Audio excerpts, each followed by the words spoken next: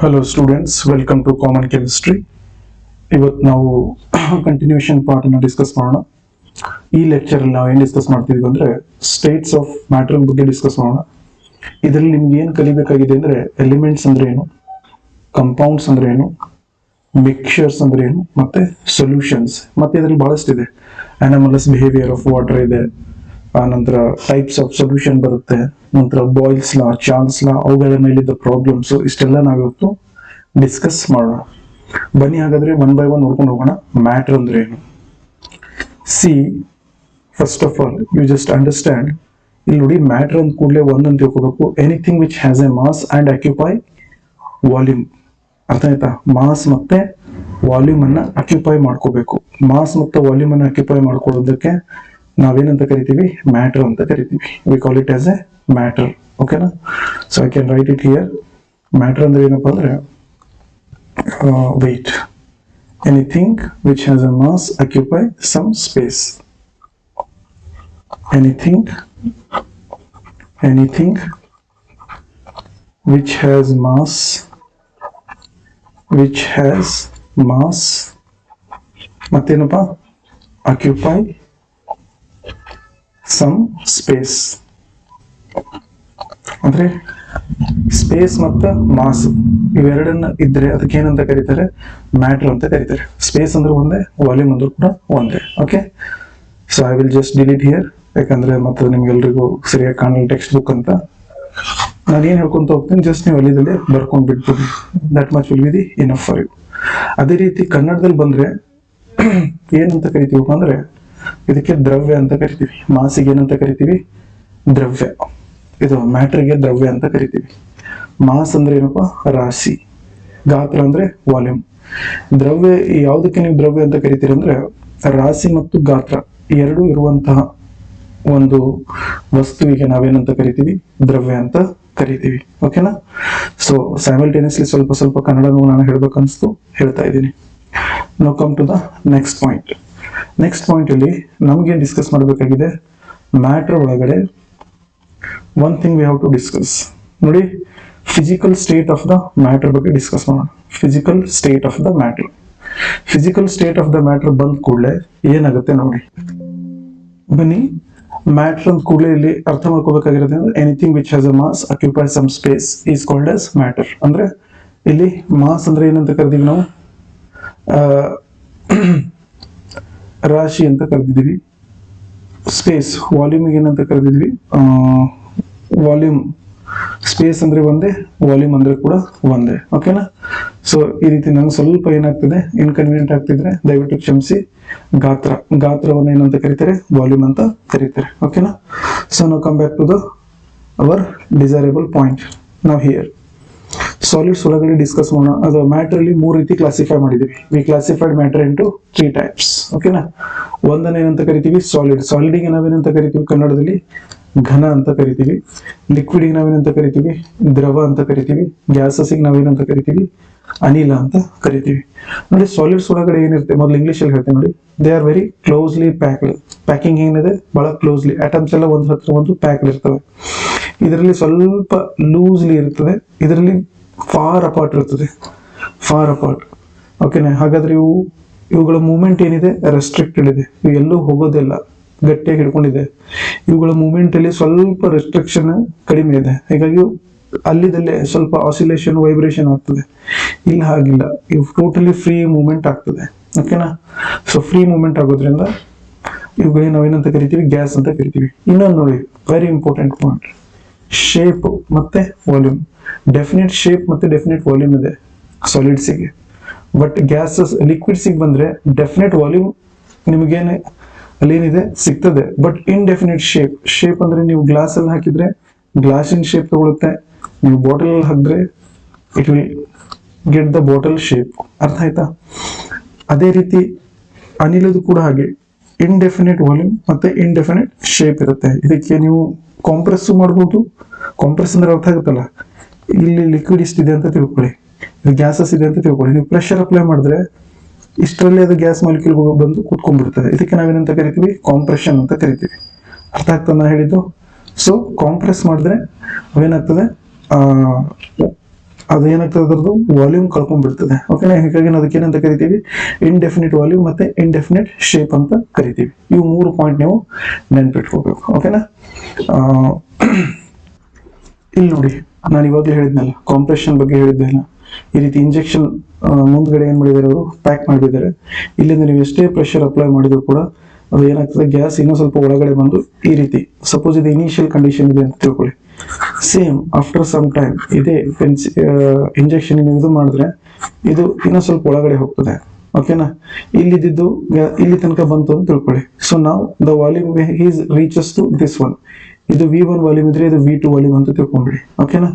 So ಹಾಗಾಗಿ ಇಲ್ಲಿ ಏನಾಗ್ತದೆ, ನೀವು ಕಾಂಪ್ರೆಸ್ ಮಾಡೋದ್ರಿಂದ ಅನಿಲ ಏನಾಗ್ತದೆ, ತಂದು ವಾಲ್ಯೂಮ್ ಕೂಡ ಏನಾಗ್ತದೆ, ಕಳ್ಕೊಳ್ಳುತ್ತೆ. ಶೇಪ್ ಅಂತೂ ಅದಕ್ಕೆ ಇಲ್ವೇ ಇಲ್ಲ. ಹೌದಾ? ಸೊ ಹೀಗಾಗಿ ಇಂಡೆಫಿನಿಟ್ ಶೇಪ್, ಇಂಡೆಫಿನಿಟ್ ವಾಲ್ಯೂಮ್ ಅಂತ ನಾವು ಹೇಳ್ಬೋದು. ಇಲ್ಲಿ ನೋಡಿ, ಸಾಲಿಡ್ಗಳು ಯಾವ ರೀತಿ ಅರೇಂಜ್ಮೆಂಟ್ ಇದೆ ಅಂತ ನಾವು ಈ ಚಿತ್ರದ ಮುಖಾಂತರ ನೋಡ್ಬೋದು. ಇಲ್ಲಿ ಹೇಗಿದೆ, ಸಿಸ್ಟಮೆಟಿಕ್ ಆಗಿ ಪ್ಯಾಕ್ಡ್ ಆಗಿ ಅರೇಂಜ್ ಆಗಿದೆ. ಲಿಕ್ವಿಡ್ ಇಲ್ಲ ಆಗಿಟ್ಟಿಲ್ಲ, ನಡುವೆ ಸ್ವಲ್ಪ ಏನಿದೆ, ಗ್ಯಾಪ್ ಇದೆ. ಗ್ಯಾಸಸ್ ಒಳಗಡೆ ಪೂರ್ತಿಯಾಗಿ ಗ್ಯಾಪ್ ಇದೆ ಅಂತ ಹೇಳ್ಬಹುದು. ಓಕೆ? ಹಾಗಾದ್ರೆ ಪ್ರಶ್ನೆ ಬರುತ್ತೆ, ಸಾಲಿಡ್ಸ್ ಅನ್ನ ನಾವು ಲಿಕ್ವಿಡ್ ಮಾಡಬಹುದಾ, ಲಿಕ್ವಿಡ್ ಅನ್ನು ನಾವು ಗ್ಯಾಸ್ ಮಾಡಬಹುದು ಅಂದ್ರೆ ಆಬ್ವಿಯಸ್ಲಿ ನೀವು ಮಾಡಬಹುದು. ಸಾಲಿಡ್ ನ ಹೀಟ್ ಮಾಡಿದ್ರೆ ಅದೇನಾಗ್ತದೆ, ಸಾಲಿಡ್ ಇದ್ದಿದ್ದು ಏನ ಕನ್ವರ್ಟ್ ಆಗ್ತದೆ, ಲಿಕ್ವಿಡ್ ಕನ್ವರ್ಟ್ ಆಗ್ತದೆ. ಲಿಕ್ವಿಡ್ ನೀವು ಹೀಟ್ ಮಾಡಿದ್ರೆ ಮತ್ತೆ ಏನ ಕನ್ವರ್ಟ್ ಆಗ್ತದೆ, ಗ್ಯಾಸ್ ಆಗಿ ಕನ್ವರ್ಟ್ ಆಗ್ತದೆ. ಅದೇ ಗ್ಯಾಸ್ ಅನ್ನು ನೀವು ಮತ್ತೆ ಕೂಲ್ ಮಾಡಿದ್ರೆ ಅದು ಲಿಕ್ವಿಡ್ ಸ್ಟೇಟಿಗೆ ಬರುತ್ತೆ. ಲಿಕ್ವಿಡ್ ಸ್ಟೇಟ್ ಇಂದ ಮತ್ತೆ ಕೂಲ್ ಮಾಡಿದ್ರೆ ಸಾಲಿಡ್ ಸ್ಟೇಟಿಗೆ ಬರುತ್ತೆ. ಇದನ್ನೇ ನಾನು ಕನ್ನಡದಲ್ಲಿ ಹೇಳ್ತಾ ಇದ್ದೀನಿ. ಇಲ್ಲೇ ನೋಡಿ, ಘನ ಸ್ಥಿತಿಯನ್ನ ಕಾಸಿದಾಗ ದ್ರವ ಸ್ಥಿತಿಗೆ ಮತ್ತೆ ಬರುತ್ತೆ. ದ್ರವ ಸ್ಥಿತಿಯಿಂದ ಕಾಸಿದಾಗ ಮತ್ತೆ ಎಲ್ಲಿ ಹೋಗ್ತದ್ರಿ, ಅನಿಲ ಸ್ಥಿತಿಗೆ ಹೋಗ್ತದೆ. ಅನಿಲ ಸ್ಥಿತಿಯಿಂದ ತಂಪುಗೊಳಿಸಿದಾಗ ಮತ್ತೆ ಇಲ್ಲಿ ಬರ್ತದೆ ದ್ರವ ಸ್ಥಿತಿಗೆ. ದ್ರವ ಸ್ಥಿತಿಯಿಂದ ಮತ್ತೆ ತಂಪುಗೊಳಿಸಿದಾಗ ಅದು ಎಲ್ಲಿಗೆ ಹೋಗ್ತದೆ, ಘನ ಸ್ಥಿತಿಗೆ ಹೋಗ್ತದೆ.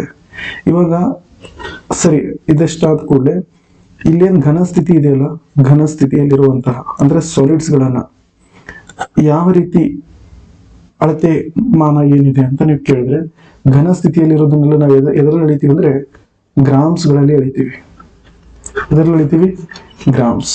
ದ್ರವ ಮತ್ತು ಅನಿಲ, ದ್ರವ ಮತ್ತು ಅನಿಲ ಅಂದ್ರೆ ಲಿಕ್ವಿಡ್ಸ್ ಮತ್ತೆ ಗ್ಯಾಸಸ್ ಅನ್ನ ಇದನ್ನ ಎದರಲ್ಲಿ ಎಳಿತಾರಪ್ಪ ಅಂದ್ರೆ ml ಅಲ್ಲಿ ಎಳಿತಾರೆ, ಲೀಟರ್ಸ್ ಅಲ್ಲಿ ಎಳಿತಾರೆ. ಓಕೆನಾ? ಎದರಲ್ಲಿ ಎಳಿತಾರೆ, ಲೀಟರ್ಸ್ ಅಲ್ಲಿ ಎಳಿತಾರೆ. ಹೇಗೆ ಬರೆಯೋದು, ಲೀಟರ್ಸ್. ಓಕೆನಾ? ಲೀಟರ್ ಒಳಗಡೆ ಮತ್ತೆ ಚಿಕ್ಕ ಮಾಪನ ಯಾವ್ದಪ್ಪ ಅಂದ್ರೆ ಮಿಲಿ ಲೀಟರ್ ಬರುತ್ತೆ, ಮೈಕ್ರೋ ಲೀಟರ್ ಬರುತ್ತೆ. ಇದರಲ್ಲಿ ಗ್ರಾಮಲ್ಲಿನ ಚಿಕ್ಕ ಮಾಪನ ಯಾವ್ದಂದ್ರೆ mg ಬರುತ್ತೆ, ಮೈಕ್ರೋಗ್ರಾಮ್ ಬರುತ್ತೆ. ಈ ರೀತಿ ಇವೆಲ್ಲ ಚಿಕ್ಕದಾಗಿರೋ. ದೊಡ್ಡದು ಹೋಗ್ತಾ ಹೋದ್ರೆ ಕೆಜಿ ಬರುತ್ತೆ, ಕೆಜಿಗಿಂತಲೂ ದೊಡ್ಡದು ಮತ್ತೊಂದು ಇರುತ್ತೆ. ಸೊ ಈ ರೀತಿ. ಓಕೆನಾ? So this is about what change in the state. ಅಂದ್ರೆ ನಾವು ಚೇಂಜ್ ಮಾಡಬಹುದಾ ಅಂತ ಪ್ರಶ್ನೆ ಬಂದಾಗ ಆಬ್ವಿಯಸ್ಲಿ ನಾವು ಮಾಡಬಹುದು ಅಂತ ಹೇಳ್ಬಹುದು. ನೋಡಿ, ಸಾಲಿಡ್ ಇದ್ದಿದ್ದನ್ನು ಲಿಕ್ವಿಡ್ ಮಾಡುವಂತ ಪ್ರೊಸೆಸಿಂಗ್ ನಾವೇನಂತ ಕರಿತೀವಿ, ಫ್ಯೂಷನ್ ಅಂತ ಕರಿತೀವಿ. We call it as A fusion. ಅರ್ಥ ಆಗ್ತದೆ ನಾನು ಹೇಳಿದ್ದು? ಸೊ ಇದೇ ಸಾಲಿಡ್ ನ ಫ್ಯೂಸ್ ಮಾಡಿದಾಗ ಏನಾಗ್ತದೆ, ಲಿಕ್ವಿಡ್ ಆಗ್ತದೆ. ಲಿಕ್ವಿಡ್ ನ ವೇಪರೈಸ್ ಮಾಡಿದಾಗ ಅದೇನ ಕನ್ವರ್ಟ್ ಆಗ್ತದೆ, ಗ್ಯಾಸ್ ಆಗಿ ಕನ್ವರ್ಟ್ ಆಗ್ತದೆ. ಅರ್ಥ ಆಗ್ತದ ನಾನು ಹೇಳಿದ್ದು? ಅಂದ್ರೆ ಸಾಲಿಡ್ ಇಂದ ನಾವು ಇಲ್ಲಿ ಕನ್ವರ್ಟ್ ಮಾಡ್ತಾ ಇದೀವಿ, ಲಿಕ್ವಿಡ್ ಕನ್ವರ್ಟ್ ಮಾಡ್ತಾ ಇದೀವಿ. ಲಿಕ್ವಿಡ್ ಇಂದ ಇಲ್ಲಿ ಕನ್ವರ್ಟ್ ಮಾಡ್ತಿದ್ವಿ ನಾವು, ಮತ್ತೆ ಗ್ಯಾಸಿಗೆ ಕನ್ವರ್ಟ್ ಮಾಡ್ತಿದ್ವಿ. ಇಲ್ಲಿಂದ ಇಲ್ಲಿಗೆ ನಾವು ಹೀಟ್ ಮಾಡ್ಬೇಕಾಗ್ತದೆ, ಇಲ್ಲಿಂದ ಇಲ್ಲಿಗೆ ನಾವು ಹೀಟ್ ಮಾಡ್ಬೇಕಾಗ್ತದೆ. ಸಾಲಿಡ್ ಇಂದ ಲಿಕ್ವಿಡ್ ಕನ್ವರ್ಟ್ ಮಾಡೋದಕ್ಕೆ ನಾವೇನಂತ ಕರಿತಿದೀವಿ, ಫ್ಯೂಷನ್ ಅಂತ ಕರೆದ್ರೆ. ಲಿಕ್ವಿಡ್ ಇಂದ ಗ್ಯಾಸಿಗೆ ಮಾಡೋದಕ್ಕೆ ನಾವೇನಂತ ಕರಿತೀವಿ, ವೇಪರೈಸೇಷನ್ ಅಂತ ಕರಿತೀವಿ. ಓಕೆ? ಇದ್ರ ಉಲ್ಟಾ ಪ್ರೊಸೆಸ್ ಅಂದ್ರೆ ಏನಪ್ಪಾ ಅಂದ್ರೆ ಗ್ಯಾಸ್ ಇಂದ ಲಿಕ್ವಿಡ್ ಮಾಡೋದಕ್ಕೆ ನಾವೇನಂತ ಕರಿತೀವಿ, ಕಂಡೆನ್ಸೇಷನ್ ಅಂತ ಕರಿತೀವಿ. ಲಿಕ್ವಿಡ್ ಇಂದ ಸಾಲಿಡ್ ಮಾಡೋದಕ್ಕೆ ನಾವೇನಂತ ಕರಿತೀವಿ, ಸಾಲಿಡಿಫಿಕೇಶನ್ ಅಂತ ಕರಿತೀವಿ. ಏನಂತ ಕರಿತೀವಿ, ಸಾಲಿಡಿಫಿಕೇಶನ್. ಸಪೋಸ್ ಗ್ಯಾಸ್ ಇಂದ ಡೈರೆಕ್ಟ್ ಸಾಲಿಡ್ ಮಾಡಬಹುದಾ, ಅಥವಾ ಸಾಲಿಡ್ ಇಂದ ಗ್ಯಾಸಿಗೆ ಮಾಡಬಹುದಾ, ವಿತೌಟ್ ಲಿಕ್ವಿಡ್ ಸ್ಟೇಟ್ ಹೋಗದೆ ಮಾಡಬಹುದು. ಆ ಪ್ರೊಸೆಸಿಗೆ ಏನಂತ ಕರೀತಾರಪ್ಪ ಅಂದ್ರೆ ಸಬ್ಲಿಮೇಷನ್ ಅಂತ ಕರೀತಾರೆ. ಏನಂತ ಕರೀತಾರೆ, ಸಬ್ಲಿಮೇಷನ್. ಡೈರೆಕ್ಟ್ ಗ್ಯಾಸ್ ಇಂದ ಲಿಕ್ವಿಡ್ ಅಥವಾ ಲಿಕ್ವಿಡ್ ಇದು ಗ್ಯಾಸ್ ಇಂದ ಸಾಲಿಡ್, ಸಾಲಿಡ್ ಇಂದ ಗ್ಯಾಸ್ ಹೋಗೋದಕ್ಕೆ ನಾವು ಪ್ರೊಸೆಸಿಂಗ್ ಏನಂತ ಕರಿತೀವಿ, ಸಬ್ಲಿಮೇಷನ್ ಅಂತ ಕರಿತೀವಿ. ಈಗ ನೋಡಿ, ಇದು ಒಂದಾದ್ರೆ ಇನ್ನೊಂದು ವಿಚಾರ, ಸಾಲಿಡ್ ಇಂದ ಲಿಕ್ವಿಡ್ ಹೋಗೋದಕ್ಕೆ ಒಂದು ಟೆಂಪರೇಚರ್ ಮೇಂಟೈನ್ ಮಾಡ್ಬೇಕಾಗ್ತದಲ್ಲ. ಆ ಟೆಂಪರೇಚರ್ ನಾವೇನಂತ ಕರಿತೀವಿ, ಸಾಲಿಡ್ ಏನಾಗ್ತದೆ, ಮೆಲ್ಟ್ ಆಗ್ತದೆ. ಮೆಲ್ಟ್ ಆಗೋದ್ರಿಂದ ಅದಕ್ಕೆ ಏನಂತ ಕರೀತಾರೆ, ಮೆಲ್ಟಿಂಗ್ ಪಾಯಿಂಟ್ ಅಂತ ಕರೀತಾರೆ. ಏನಂತ ಕರೀತಾರೆ, ಮೆಲ್ಟಿಂಗ್ ಪಾಯಿಂಟ್. ಮತ್ತೆ ಲಿಕ್ವಿಡ್ ಇಂದ ಗ್ಯಾಸ್ ಆಗ್ತಿದೆ ಅಂದ್ರೆ ಅದಕ್ಕೆ ಕುದ್ದು ಹೋಗ್ತದೆ. ಕುದಿಯೋದ್ರಿಂದ ಅದಕ್ಕೆ ಏನಂತ ಕರೀತಾರೆ, ಬಾಯ್ಲಿಂಗ್ ಪಾಯಿಂಟ್ ಅಂತ ಕರೀತಾರೆ. ಏನಂತ ಕರೀತಾರೆ, ಬಾಯ್ಲಿಂಗ್ ಪಾಯಿಂಟ್. ಸರ್ ಇದಕ್ಕೆ ಇದಕ್ಕೆ ಸಬ್ಲಿಮೇಷನ್ ಪಾಯಿಂಟ್ ಅಂತ ಡೈರೆಕ್ಟ್ ಹೆಸರು. ಏನಂತ ಬರ್ತದೆ? Sublimation point. ಓಕೆನಾ? ಅದೇ ರೀತಿ ಕನ್ನಡದಲ್ಲಿ ನೋಡಿ, ಘನದಿಂದ ದ್ರವ ಆಗೋದಕ್ಕೆ ಅದಕ್ಕೆ ಏನಂತ ಕರೀತಾರೆ? ಪ್ರೊಸೆಸ್ಗೆ ದ್ರವನ ಅಂತ ಕರೀತಾರೆ. ದ್ರವದಿಂದ ಅನಿಲ ಆದ್ರೆ ಅದಕ್ಕೆ ಏನಂತ ಕರೀತಾರೆ? ಆವೀಕರಣ ಅಂತ ಕರೀತಾರೆ. ಅರ್ಥ ಆಗ್ತದೆ? ನಾನು ಅದನ್ನ ಹೇಳಿದ್ನಲ್ಲ, ಘನದಿಂದ ದ್ರವ, ಘನದಿಂದ ದ್ರವ ಮಾಡ್ತಾ ಇದ್ವಿ, ದ್ರವದಿಂದ ಮತ್ತೇನ್ ಮಾಡ್ತಾ ಇದ್ವಿ? ಅನಿಲ ಮಾಡ್ತಾ ಇದ್ವಿ. ಸೊ ಇದಕ್ಕೆ ನಾವೇನಂತ ಕರಿತೀವಿ? ದ್ರವನ ಕ್ರಿಯೆ ಅಂತ ಕರಿತೀವಿ. ಇದಕ್ಕೆ ನಾವೇನಂತ ಕರಿತೀವಿ? ಆವೀಕರಣ ಕ್ರಿಯೆ ಅಂತ ಕರಿತೀವಿ. ಗ್ಯಾಸ್ ಇಂದ ಲಿಕ್ವಿಡ್ ಮಾಡೋದಕ್ಕೆ ನಾವೇನಂತ ಕರಿತಾರೆ? ಸಾಂದ್ರೀಕರಣ ಅಂತ ಕರೀತಾರೆ. ಏನಂತ ಕರೀತಾರೆ? ಸಾಂದ್ರೀಕರಣ, ಉಲ್ಟಾ ಪ್ರೊಸೆಸ್. ಲಿಕ್ವಿಡ್ ಇಂದ ಸಾಲಿಡ್ ಮಾಡೋದಕ್ಕೆ ಮತ್ತೆ ಏನಂತ ಕರೀತಾರೆ? ಘನೀಕರಣ ಅಂತ ಕರೀತಾರೆ. ಏನಂತ ಕರೀತಾರೆ? ಘನೀಕರಣ. ಅರ್ಥ ಆಗ್ತದೆ ನನಗೆ ಇದು? ಹಾಗಾದ್ರೆ ಡೈರೆಕ್ಟ್ ಸಾಲಿಡ್ ಇಂದ ಗ್ಯಾಸಿಗೆ ಮಾಡೋದಕ್ಕೆ ಏನಂತ ಕರೀತಾರೆ? ಉತ್ಪನ್ನ, ಉತ್ಪತನ ಅಂತ ಕರೀತಾರೆ. ಸೊ ಇದು ಒಂದು ಉತ್ಪತನ ಕ್ರಿಯೆ. ಹಾಗಾದ್ರೆ ಇಲ್ಲಿ ನೋಡ್ರಿ, ಇಲ್ಲಿಂದ ಇಲ್ಲಿಗೆ ಹೋಗೋದಕ್ಕೆ ಅದಕ್ಕೆ ದ್ರವನ ಬಿಂದು ಅಂತ ಕರೀತಾರೆ. ಏನಂತ ಕರೀತಾರೆ? ಟೆಂಪರೇಚರ್ ಬೇಕಲ್ಲ, ನಾವಲ್ಲಿ ಹೆಂಗೆ ಮೆಲ್ಟಿಂಗ್ ಪಾಯಿಂಟ್ ಅಂತ ಕರಿತೀವಲ್ಲ, ಕನ್ನಡದಲ್ಲಿ ಏನಂತ ಕರೀತಾರೆ? ದ್ರವನ ಬಿಂದು. ದ್ರವನ ಬಿಂದು. ವೆರಿ ಸಾರಿ, ದ್ರವನ ಬಿಂದು. ಇದು ದ್ರವನ ಬಿಂದು ಆದ್ರೆ ಇದಕ್ಕೆ ಏನಂತ ಕರೀತಾರೆ? ಕುದಿಯುವ ಬಿಂದು. ಇದಕ್ಕೆ ಉತ್ಪತನ ಬಿಂದು. ಅಂದ್ರೆ ಈ temperature, the temperature at which solid is converted into liquid, ಅದಕ್ಕೆ ಮೆಲ್ಟಿಂಗ್ ಪಾಯಿಂಟ್ ಅಂತ ಇಂಗ್ಲಿಷ್ ನಲ್ಲಿ ಕರೆದ್ರೆ, ಕನ್ನಡದಲ್ಲಿ ಏನಂತ ಕರೀತಾರೆ? ದ್ರವನ ಬಿಂದು. ದ್ರವದಿಂದ ಅನಿಲ ಆದ್ರೆ ಅದಕ್ಕೆ ಏನಂತ ಕರೀತಾರೆ? ಆವೀಕರಣ ಆರ್ ಸಾಂದ್ರೀಕರಣ ಅಂತ. ಆವೀಕರಣ ಅಂದ್ರೆ ಮೆಲ್ಟಿಂಗ್ ಪಾಯಿಂಟ್, ಮೆಲ್ಟಿಂಗ್ ಪಾಯಿಂಟ್, ಕನ್ನಡದಲ್ಲಿ ಬಾಯ್ಲಿಂಗ್ ಪಾಯಿಂಟ್ ಅಂತ ಕರಿತೀವಿ. We call it as a boiling point. ಕನ್ನಡದಲ್ಲಿ ಏನಂತ ಕರೀತಾರೆ? ಕುದಿಯುವ ಬಿಂದು ಅಂತ ಕರೀತಾರೆ. ಓಕೆನಾ? So this is about the conversion of the state. ಒಂದು ಸ್ಟೇಟ್ ಇಂದ ಮತ್ತೊಂದು ಸ್ಟೇಟಿಗೆ ಹೋಗೋದು. ಓಕೆ, ನಾವು ದೆನ್ ಗೋ ಫಾರ್ ದ, ಇಲ್ಲೊಂದು ಪ್ರಶ್ನೆ ಕೊಟ್ಟಿದ್ದಾರೆ ನೋಡಿ, ಈ ರೀತಿ ಕ್ವಶನ್ಸ್ ಬರುತ್ತೆ ಎಕ್ಸಾಮ್ಸ್ ಅಲ್ಲಿ. ಇದನ್ನ ಅರ್ಥ ಮಾಡ್ಕೋಬೇಕು. ಇಲ್ಲಿ ಏನ್ ಮಾಡಿದ್ದಾನೆ? ಡಿಗ್ರಿ ಸೆಲ್ಸಿಯಸ್ ಇಂದ ಕೆಲ್ವಿನಿಗೆ ಕನ್ವರ್ಟ್ ಮಾಡಿದ್ದಾನೆ. ಎದೆಲ್ಲ ಕನ್ವರ್ಟ್ ಮಾಡಿದ್ದಾನೆ? ಕೆಲ್ವಿನಿಗೆ ಕನ್ವರ್ಟ್ ಮಾಡಿದ್ದಾನೆ. ಸೊ ಯಾವುದೇ ಒಂದು ಟೆಂಪರೇಚರ್ ಅನ್ನ ಡಿಗ್ರಿ ಸೆಲ್ಸಿಯಸ್ ಇಂದ ಕೆಲ್ವಿನಿಗೆ ಕನ್ವರ್ಟ್ ಮಾಡ್ಬೇಕಂದ್ರೆ ಸಿಂಪಲ್ ಆಗಿ ಏನ್ ಮಾಡ್ಬೇಕು? ಆ ಡಿಗ್ರಿ ಸೆಲ್ಸಿಯಸ್ಗೆ +273 ಆಡ್ ಮಾಡಿದ್ರೆ ಅದು ಏನ ಕನ್ವರ್ಟ್ ಆಗ್ತದೆ? ಕೆಲ್ವಿನ್ ಟೆಂಪರೇಚರ್ ಒಳಗಡೆ ಕನ್ವರ್ಟ್ ಆಗ್ತದೆ. ಅದೇ ರೀತಿ ಕೆಲ್ವಿನ್ ಇಂದ ಡಿಗ್ರಿ ಸೆಲ್ಸಿಯಸ್ಗೆ ಕನ್ವರ್ಟ್ ಮಾಡ್ಬೇಕಿದೆ ಅಂತ ತಿಳ್ಕೊಳ್ಳಿ. ಅವಾಗ ಏನ್ ಮಾಡ್ಬೇಕು? ಏನು ಕೆಲ್ವಿನ್ ಟೆಂಪರೇಚರ್ ಇದೆಯಲ್ಲ, ಆ ಕೆಲ್ವಿನ್ ಟೆಂಪರೇಚರ್ ಅಲ್ಲಿ -273 ಮಾಡಿದ್ರೆ ಅದು ಎದರಲ್ಲಿ ಕನ್ವರ್ಟ್ ಆಗ್ತದೆ? ಡಿಗ್ರಿ ಸೆಲ್ಸಿಯಸ್ ಅಲ್ಲಿ ಕನ್ವರ್ಟ್ ಆಗ್ತದೆ. ಅರ್ಥ ಆಯ್ತಾ? ಸೊ ಎರಡು ಪಾಯಿಂಟ್ ಅನ್ನ ನೆನ್ಪಿಟ್ಕೊಳ್ಳಿ. Understood? So what happens here? How to convert the degree Celsius to Kelvin? Degree Celsius to Kelvin convert ಮಾಡ್ಬೇಕಂದ್ರೆ just you have to add degree Celsius +273.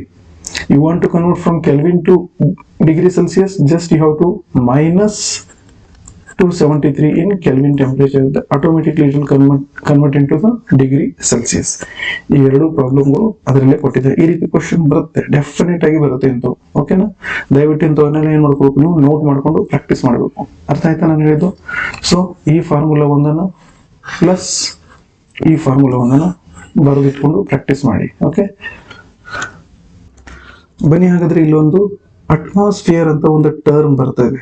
Atmosphere term ಇದೇನಿದೆ ಅಂದ್ರೆ unit ಇದೆ. ಏನಿದೆ ರೀ? ಮಾಪನ. ಯಾವುದಕ್ಕೆ ಮಾಪನ ಮಾಡೋ ಸಲುವಾಗಿ? ಪ್ರೆಷರ್. ಪ್ರೆಷರಿಗೆ ಕನ್ನಡದಲ್ಲಿ ಏನಂತ ಕರೀತಾರೆ? ಪ್ರೆಷರಿಗೆ ಕನ್ನಡದಲ್ಲಿ ಒತ್ತಡ ಅಂತ ಕರೀತಾರೆ. ಏನಂತ ಕರೀತಾರೆ? ಒತ್ತಡ. ಸೊ ಒತ್ತಡದ ಅಳತೆಮಾನ ಏನಿದೆ? ಅಳತೆಮಾನ ಅಂದ್ರೇನು? ಯೂನಿಟ್ ಏನಿದೆಪ್ಪ ಅಂದ್ರೆ ಅದನ್ನ ಎದ್ರಲ್ಲಿ ಅಳಿತೀವಿ ಅಂದ್ರೆ ನಾವು ಅಟ್ಮಾಸ್ಫಿಯರ್ ಅಲ್ಲಿ ಅಳಿತೀವಿ. ಓಕೆನಾ? Atmosphere is a unit.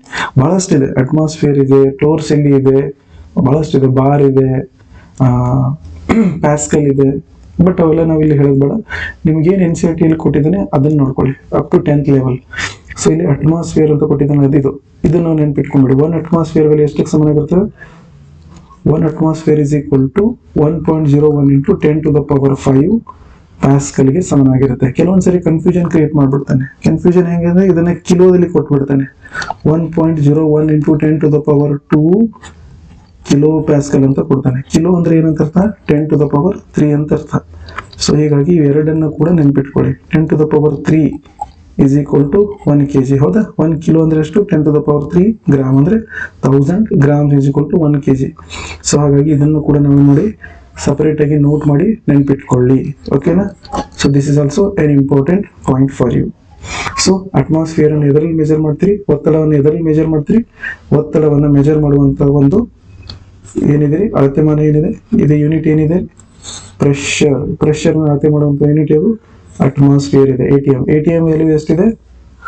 101 into 10⁵ kilo pascal. ಓಕೆನಾ? ಸೊ ಈ ರೀತಿ ಕೂಡ ನೆನ್ಪಿಟ್ಕೋಬೇಕಾಗ್ತದೆ. ದೆನ್ ಕಮ್ಸ್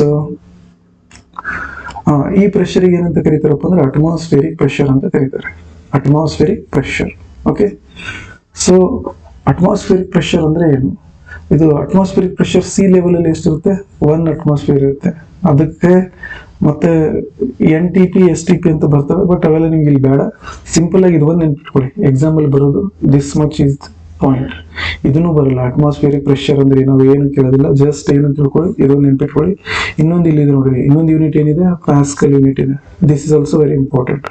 ಸೊ ಒತ್ತಡವನ್ನು ಅಳೆಯುವಂತ 2 ಮಾಪನಗಳು ಯಾವಿದೆ? ಒಂದು ಅಟ್ಮಾಸ್ಫಿಯರ್ ಇದೆ, ATM. ಇನ್ನೊಂದು ಏನಿದೆ ರೀ? ಪ್ಯಾಸ್ಕಲ್ ಇದೆ. ATM ವ್ಯಾಲ್ಯೂ ಎಷ್ಟು ಕೊಟ್ಟಿದ್ದಾನೆ? 1.01 ಇಂಟು 10⁵ ಪ್ಯಾಸ್ಕಲ್ ಕೊಟ್ಟಿದ್ದಾನೆ, ಅಥವಾ 1.01 ಇಂಟು 10⁻³ ಕಿಲೋ ಪ್ಯಾಸ್ಕಲ್ ಅಂತ ಕೊಡ್ತಾನೆ. ಇದು ಓಕೆನಾ? ಇವೆರಡು ನೀವು ನೆನ್ಪಿಟ್ಕೋಬೇಕು. This much is enough for the ಒಂದು ಸ್ವಲ್ಪ ಪ್ರೆಷರ್ ಬಗ್ಗೆ. ಯಾಕೆ ಸರ್ ಪ್ರೆಷರ್ ಬಗ್ಗೆ ಹೇಳ್ತಾ ಇದ್ದೀರಿ ಅಂದ್ರೆ, ಯಾಕಂದ್ರೆ ನೀವು ನೋಡಿ ಸಾಲಿಡ್ಗೆ ಪ್ರೆಷರ್ ಲಿಕ್ವಿಡ್ ಮಾಡಿದ್ರಿ, ಲಿಕ್ವಿಡ್ಗೆ ಗ್ಯಾಸ್ ಮಾಡಿದ್ರಿ. ನೀವು ಗ್ಯಾಸಿಗೆ ಪ್ರೆಷರ್ ಅಪ್ಲೈ ಮಾಡಿದ್ರೆ ಏನಾಗ್ತದೆ? ಲಿಕ್ವಿಡ್ ಆಗ್ತದೆ. ಲಿಕ್ವಿಡ್ಗೆ ಪ್ರೆಷರ್ ಅಪ್ಲೈ ಮಾಡಿದ್ರೆ ಏನಾಗ್ತದೆ? ಸಾಲಿಡ್ ಆಗ್ತದೆ. ಅರ್ಥ ಆಯ್ತಾ ನಾನು ಹೇಳಿದ್ದು? ಸೊ ಹಾಗಾಗಿ ಪ್ರೆಷರ್ ಅನ್ನೋದು ಒಂದು ವರ್ಡ್ ಯೂಸ್ ಮಾಡೋದ್ರಿಂದ ಪ್ರೆಷರ್ ಎದರಲ್ಲಿ ಅಳಿತಾರೆ ಅಂದ್ರೆ ಇದರಲ್ಲಿ ಅಳಿತಾರೆ. ಮತ್ತೆ ಟೆಂಪರೇಚರ್ ಅದನ್ನ ಎದರಲ್ಲಿ ಅಳಿತಾರ್ರಿ? ಟೆಂಪರೇಚರ್ ಬಂದು ಎದರಲ್ಲಿ ಅಳಿತಾರಪ್ಪ ಅಂದ್ರೆ ಈಗ ಏನಲ್ಲ, ಕೆಲ್ವಿನ್ ಅಲ್ಲಿ ಅಳಿತಾರೆ. ಎದರಲ್ಲಿ ಅಳಿತಾರ್ರಿ? ಕೆಲ್ವಿನ್. ಟೆಂಪರೇಚರ್ ಅನ್ನ ಮೆಜರ್ ಮಾಡುವಂತ ಯೂನಿಟ್ ಏನಿದೆ? ಕೆಲ್ವಿನ್ ಇದೆ. ಬೇಕಾದ್ರೆ ನಾನು ಇಲ್ಲಿ ಬರೀತೀನಿ ನೋಡಿ. ಟೆಂಪರೇಚರ್ ಅಂದ್ರೆ ಎದಕ್ಕೆ ಕರೀತಾರೆ? ತಾಪ. ಟೆಂಪರೇಚರ್ ಅಂದ್ರೆ ಏನು? ತಾಪ. ಅಳತೆಮಾನ ಏನಪ್ಪ ಇದ್ರದ್ದು? ಅಳತೆಮಾನ ಬಂದು ಏನಿದೆ ರೀ? ಕೆಲ್ವಿನ್ ಇದೆ. ಕೆಲ್ವಿನ್ ವ್ಯಾಲ್ಯೂ ಎಷ್ಟಿರುತ್ತೆ? 273 ಇರ್ತದೆ. ಕೆಲ್ವಿನ್ ಅನ್ನ ಹೇಗೆ ಬರೀತೀರಿ? ಕ್ಯಾಪಿಟಲ್ K ಇಂದ ಮೆಜರ್ ಮಾಡ್ತೀರಿ. ಓಕೆನಾ? So this is all what about the temperature ಮತ್ತೆ ಪ್ರೆಷರ್. ಇವೆರಡನ್ನ ನೆನ್ಪಿಟ್ಕೊಳ್ಳಿ. ಅಳತೆಮಾನಗಳು temperature, pressure. Sir temperature pressure ಬಗ್ಗೆ ಹೇಳಿದ್ರಿ. ಮತ್ತೆ ಸಾಲಿಡ್ಸ್ ಅನ್ನ ಹೇಗೆ ಅಳಿತೀರಿ ನೋಡಿಪ್ಪ? ಸಾಲಿಡ್ಸ್ ಅನ್ನ ನಾವು ಗ್ರಾಮ್ಸ್ ಅಲ್ಲಿ ಅಳಿತೀವಿ ಅಂತ ಹೇಳಿದೀವಿ. ಸಾಲಿಡ್ದು ವಾಲ್ಯೂಮ್ ಇದೆ. ವಾಲ್ಯೂಮ್ ಅಂದ್ರೆ ಗೊತ್ತಾಗ್ತದೆ? ವಾಲ್ಯೂಮ್ ಇದೆ. ಹಾಗಾದ್ರೆ ವಾಲ್ಯೂಮ್ ಅಳತೆಮಾನ ಏನಿರುತ್ತಂದ್ರೆ ಕ್ಯೂಬಿಕ್ ಮೀಟರ್ ಇರ್ತದೆ. ಏನಿರ್ತದ್ರಿ? Cubic metre. ವಾಲ್ಯೂಮ್ ಅಂದ್ರೆ ಹೇಗೆ? ಲೆಂತ್, ಬ್ರೆಡ್ತ್ ಮತ್ತೆ ಹೈಟ್. ಸೊ ಈ ಲೆಂತ್ಗೆ ನಾನು ಎಲ್ ಅಂತ ಕರಿತೀನಿ, ಈ ಲೆಂತ್ ಎಲ್ ಇದೆ, ಈ ಲೆಂತ್ ಎಲ್ ಇದೆ. ಲೆಂತ್ ಅನ್ನ ಎದ್ರಲ್ಲಿ ಅಳಿತಾರೆ? ಮೀಟರ್ ಅಲ್ಲಿ ಅಳಿತಾರೆ. So therefore metre 1, metre 2, metre 3. Metre into metre square metre, square metre into metre cubic metre. So ಹಾಗೆ ವಾಲ್ಯೂಮ್ ಅನ್ನ ಎದ್ರಲ್ಲಿ ಅಳಿತಾರ್ರಿ? ಕ್ಯೂಬಿಕ್ ಮೀಟರ್ ಅಲ್ಲಿ ಅಳಿತಾರೆ. ಸೊ ಇವು ಇಷ್ಟು ಅಳತೆಮಾನಗಳು ನೆನ್ಪಿಟ್ಕೊಂಡ್ರೆ ಇದರಲ್ಲಿ ಕಂಪಲ್ಸರಿ ಒಂದು ಎಕ್ಸಾಮ್ ಅಲ್ಲಿ ಬಂದೇ ಬರ್ತದೆ. ವಾಲ್ಯೂಮ್ ದೊಂದು ನೆನ್ಪಿಟ್ಕೊಳ್ಳಿ, ಅಳತೆಮಾನ. Cubic metre. ಟೆಂಪರೇಚರ್ ನೆನ್ಪಿಟ್ಕೊಳ್ಳಿ, ಕೆಲ್ವಿನು. ಪ್ರೆಷರ್ ನೆನ್ಪಿಟ್ಕೊಳ್ಳಿ, ATM.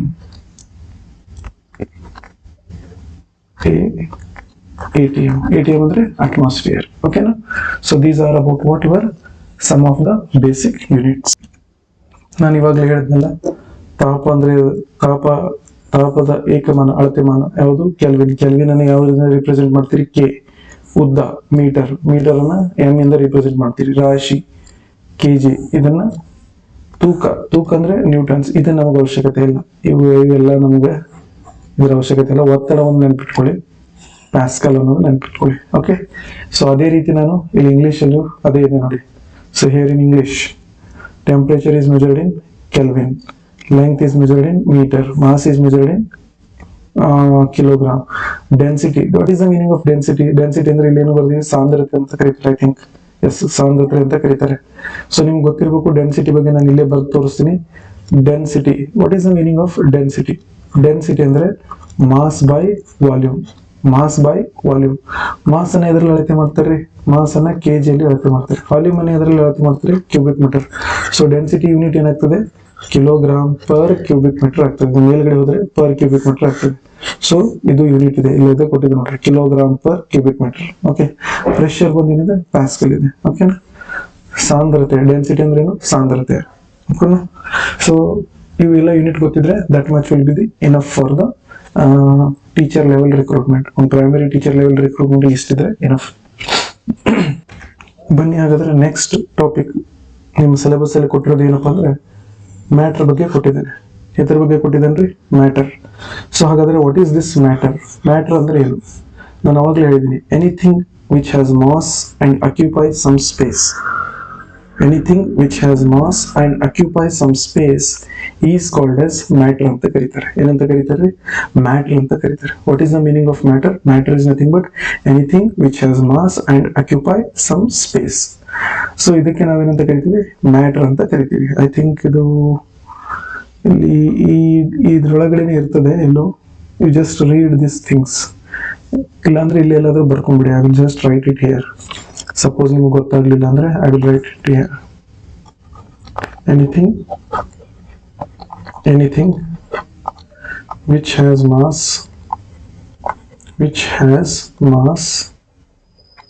and occupy volume, ಅದಕ್ಕೆ ಏನಂತ ಕರೀತಾರೆ? ಮ್ಯಾಟರ್ ಅಂತ ಕರೀತಾರೆ. Anything which has a mass and occupy some space.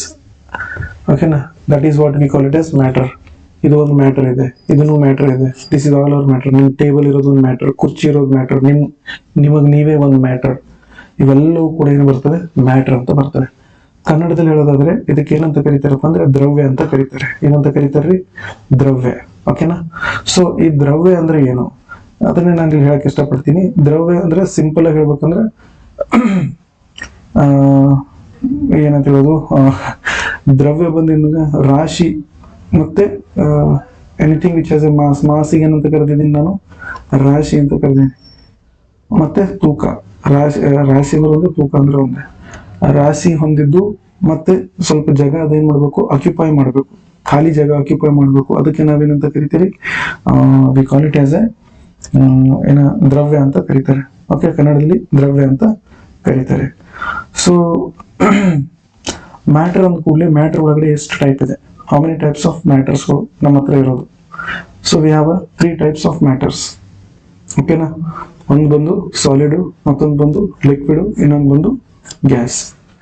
So ಈ ಸಾಲಿಡ್ ಒಳಗಡೆ ಮ್ಯಾಟರ್ಸ್ ಇದೆ, ಲಿಕ್ವಿಡ್ಸ್ ಒಳಗಡೆ ಮ್ಯಾಟರ್ ಇದೆ, ಗ್ಯಾಸ್ ಒಳಗಡೆ ಮ್ಯಾಟರ್ಸ್ ಇದೆ. ಓಕೆನಾ, ಸೊ ಅದಕ್ಕೆ ನಾವು ಏನ್ ಮಾಡಿದ್ರೆ ಇನ್ನೂ ಸ್ವಲ್ಪ ಡೀಟೇಲ್ ಆಗಿ ನಾವು ಡಿಸ್ಕಸ್ ಮಾಡಿದ್ವಿ. ಸರ್ ಸಾಲಿಡ್ ಲಿಕ್ವಿಡ್ ಮ್ಯಾಟರ್ಸ್ ಅಲ್ವೇನ್ ಸರ್? ಇವು ಮ್ಯಾಟರ್ಸೇ, ಆದ್ರೆ ಇದಕ್ಕೆ ನಾವೇನಂತ ಕರೆದಿದ್ದೀವಿ? ಟೈಪ್ಸ್ ಆಫ್ ಮ್ಯಾಟರ್ಸ್ ಅಂತ ಕರೆದಿದ್ದೀವಿ. ಏನಂತ ಕರೆದಿದ್ದೀವಿ? ಟೈಪ್ಸ್ ಆಫ್ ಮ್ಯಾಟರ್ಸ್ ಅಂತ ಕರೆದಿದ್ದೀವಿ. ಹಾಗಾದ್ರೆ ಇಲ್ಲಿ ನಾವೇನು ಓದ್ತಾ ಇದೀವಿ? We are going to study about the classification. ನಾವು ಇದನ್ನ ಕ್ಲಾಸಿಫಿಕೇಶನ್ ಮಾಡ್ತೀವಿ. We do discussion on the classification. ನೋಡಿ, ಮ್ಯಾಟರ್ ಒಳಗಡೆ ನಾವು ಏನಂತ ಕ್ಲಾಸಿಫೈ ಮಾಡಿದೀವಿ? ಒಂದನ್ನ ನಾವು ಪ್ಯೂರ್ ಸಬ್ಸ್ಟೆನ್ಸ್ ಅಂತ ಕ್ಲಾಸಿಫೈ ಮಾಡಿದ್ವಿ, ಮತ್ತೊಂದನ್ನ ಮಿಕ್ಸರ್ಸ್ ಅಂತ ಕ್ಲಾಸಿಫೈ ಮಾಡಿದ್ವಿ. ಓಕೆನಾ, ಪ್ಯೂರ್ ಸಬ್ಸ್ಟೆನ್ಸ್ ಅಂದ್ರೆ ಏನು, ಮಿಕ್ಸರ್ಸ್ ಅಂದ್ರೆ ಏನು, ಇದ್ರ ಬಗ್ಗೆ ನಾವು ಸ್ವಲ್ಪ ಡಿಸ್ಕಸ್ ಮಾಡೋಣ. ಮೊದಲನೇದಾಗಿ ಪ್ಯೂರ್ ಸಬ್ಸ್ಟೆನ್ಸ್ ಅಂದ್ರೆ ಏನು ನೋಡಿ. ಪ್ಯೂರ್ ಸಬ್ಸ್ಟೆನ್ಸ್ ಹೆಸರೇ ಹೇಳ್ತಾ ಇದೆ. ಇಲ್ಲೇನಿದೆ ಅಂದ್ರೆ ಡೆಫಿನೆಟ್ ಮತ್ತೆ ಕಾನ್ಸ್ಟಂಟ್ ಪ್ರಪೋಸಿಷನ್. ಡೆಫಿನೆಟ್ ಆಗಿರೋದು ಮತ್ತೆ ಕಾನ್ಸ್ಟಂಟ್ ಆಗಿರೋ ಪ್ರಪೋಸಿಷನ್ ಇದೆ. ಓಕೆನಾ, ಪ್ಯೂರ್ ಸಬ್ಸ್ಟೆನ್ಸ್ ಒಳಗಡೆ ಏನಿರ್ತದೆ? ಫಿಕ್ಸ್ಡ್ ಕಾಂಪೋಸಿಷನ್ ಇರ್ತದೆ. ಕಾಂಪೋಸಿಷನ್ ಏನಿರ್ತದ್ರಿ? ಫಿಕ್ಸ್ಡ್ ಇರ್ತದೆ. ಕಾನ್ಸ್ಟಿಟ್ಯೂಯೆಂಟ್ ಪಾರ್ಟಿಕಲ್ ಗಳನ್ನು ನಾವು ಈಸಿಲಿ ಸಪರೇಟ್ ಮಾಡ್ಲಕ್ ಬರಲ್ಲ ಫಿಸಿಕಲ್ ಮೆಥಡ್ ಇಂದ, ಬಟ್ ಕೆಮಿಕಲ್ ಮೆಥಡ್ ಇಂದ ಸಪರೇಟ್ ಮಾಡಬಹುದು. ಅರ್ಥ ಆಯ್ತಾ? ಸೊ ಇವು ಪಾಯಿಂಟ್ಗಳು ನೀವು ನೆನ್ಪಿಟ್ಕೋಬೇಕು. ಪ್ಯೂರ್ ಸಬ್ಸ್ಟೆನ್ಸ್ ಅಂದ್ರೆ ಏನಪ್ಪಾ ಅಂದ್ರೆ ಡೆಫಿನೆಟ್ ಕಾಂಪೋಸಿಷನ್ ಇರ್ತದೆ, fixed definite and constant composition ಇರ್ತದೆ, ಫಿಕ್ಸ್ಡ್ ಕಾಂಪೋಸಿಷನ್ ಇರ್ತದೆ. ಕಾನ್ಸ್ಟಿಟ್ಯೂಯೆಂಟ್ ಪಾರ್ಟಿಕಲ್ ಗಳನ್ನ ಕೆನಾಟ್ ಬಿ ಸಪರೇಟ್. ಇದ್ರ ಮೇಲೆ ನೆನಪಿರ್ಲಿಲ್ಲ ಅಂದ್ರೆ ಅಟ್ಲೀಸ್ಟ್ ಇಷ್ಟಾದ್ರೂ ನೆನ್ಪಿಟ್ಕೊಳ್ಳಿ. ಓಕೆನಾ, ಕಾನ್ಸ್ಟಂಟ್ ಅಂದ್ರು ಅಂದ್ರೆ ಫಿಕ್ಸ್ ಅಂದ್ರೆ ಒಂದೇ.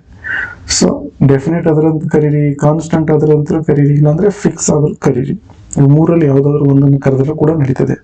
ಕಾಂಪೋಸಿಷನ್ ಅಂದ್ರೆ ಏನಪ್ಪಾ ಅಂದ್ರೆ ಅವುಗಳ ಒಳಗಡೆ, ಈಗ ಸಪೋಸ್ ಎಷ್ಟೆಷ್ಟು ಅಮೌಂಟ್ ಇರಬೇಕು ಅನ್ನೋದಕ್ಕೆ ನಾವೇನಂತ ಕರಿತೀವಿ? ಕಾಂಪೋಸಿಷನ್ ಅಂತ ಕರಿತೀವಲ್ಲ, ಅದಕ್ಕೆ ನಾವೇನಂತ ಕರಿತೀವಿ? ಫಿಕ್ಸ್ಡ್ ಕಾಂಪೋಸಿಷನ್ ಇರ್ತದೆ.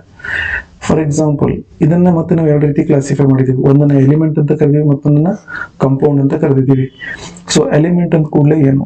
ಎಲಿಮೆಂಟ್ ಅಂದ್ರೆ pure form of substance. Pure form of substance. Compound ಅಂದ್ರೆ ಎಲಿಮೆಂಟ್ಗಳು ಕಾಂಬಿನೇಷನ್, ಫಿಕ್ಸ್ಡ್ ಕಾಂಬಿನೇಷನ್ ಅಥವಾ ಫಿಕ್ಸ್ ಕಾಂಪೋಸಿಷನ್ ಆಗಿ ಏನಾಗ್ತದೆ, ಕಾಂಪೌಂಡ್ ಆಗ್ತದೆ. ಫಾರ್ ಎಕ್ಸಾಂಪಲ್ ಎಲಿಮೆಂಟ್ 108 ಎಲಿಮೆಂಟ್ ಇದಾವಲ್ಲ ನಮ್ಮ ಪೀರಿಯಾಡಿಕ್ ಟೇಬಲ್ ಅಲ್ಲಿ 118, ಅವೆಲ್ಲ ಏನವೆ ಪ್ಯೂರ್ ಫಾರ್ಮ್ ಅಲ್ಲಿ ಇದೆ. ಓಕೆನಾ. ಫಾರ್ ಎಕ್ಸಾಂಪಲ್ ನನ್ನ ಹತ್ರ ಸೋಡಿಯಂ ಇದೆ, ಇದು ಒಂದು ಎಲಿಮೆಂಟ್. ನನ್ನ ಹತ್ರ ಆಕ್ಸಿಜನ್ ಇದೆ, ಇದು ಒಂದು ಎಲಿಮೆಂಟ್. ನನ್ನ ಹತ್ರ ಹೈಡ್ರೋಜನ್ ಇದೆ, ಇದು ಒಂದು ಎಲಿಮೆಂಟ್. ಇವೆಲ್ಲ ಒಂದು ಫಿಕ್ಸ್ ರೇಷಿಯೋದಲ್ಲಿ ಕೂತ್ರೆ ಅದು ಏನಾಗ್ತದೆ, ಕಾಂಪೌಂಡ್ ಆಗ್ತದೆ. ನನ್ನ ಹತ್ರ ಕಾರ್ಬನ್ ಇದೆ, ನನ್ನ ಹತ್ರ ಹೈಡ್ರೋಜನ್ ಇದೆ, ನನ್ನ ಹತ್ರ ಆಕ್ಸಿಜನ್ ಇದೆ.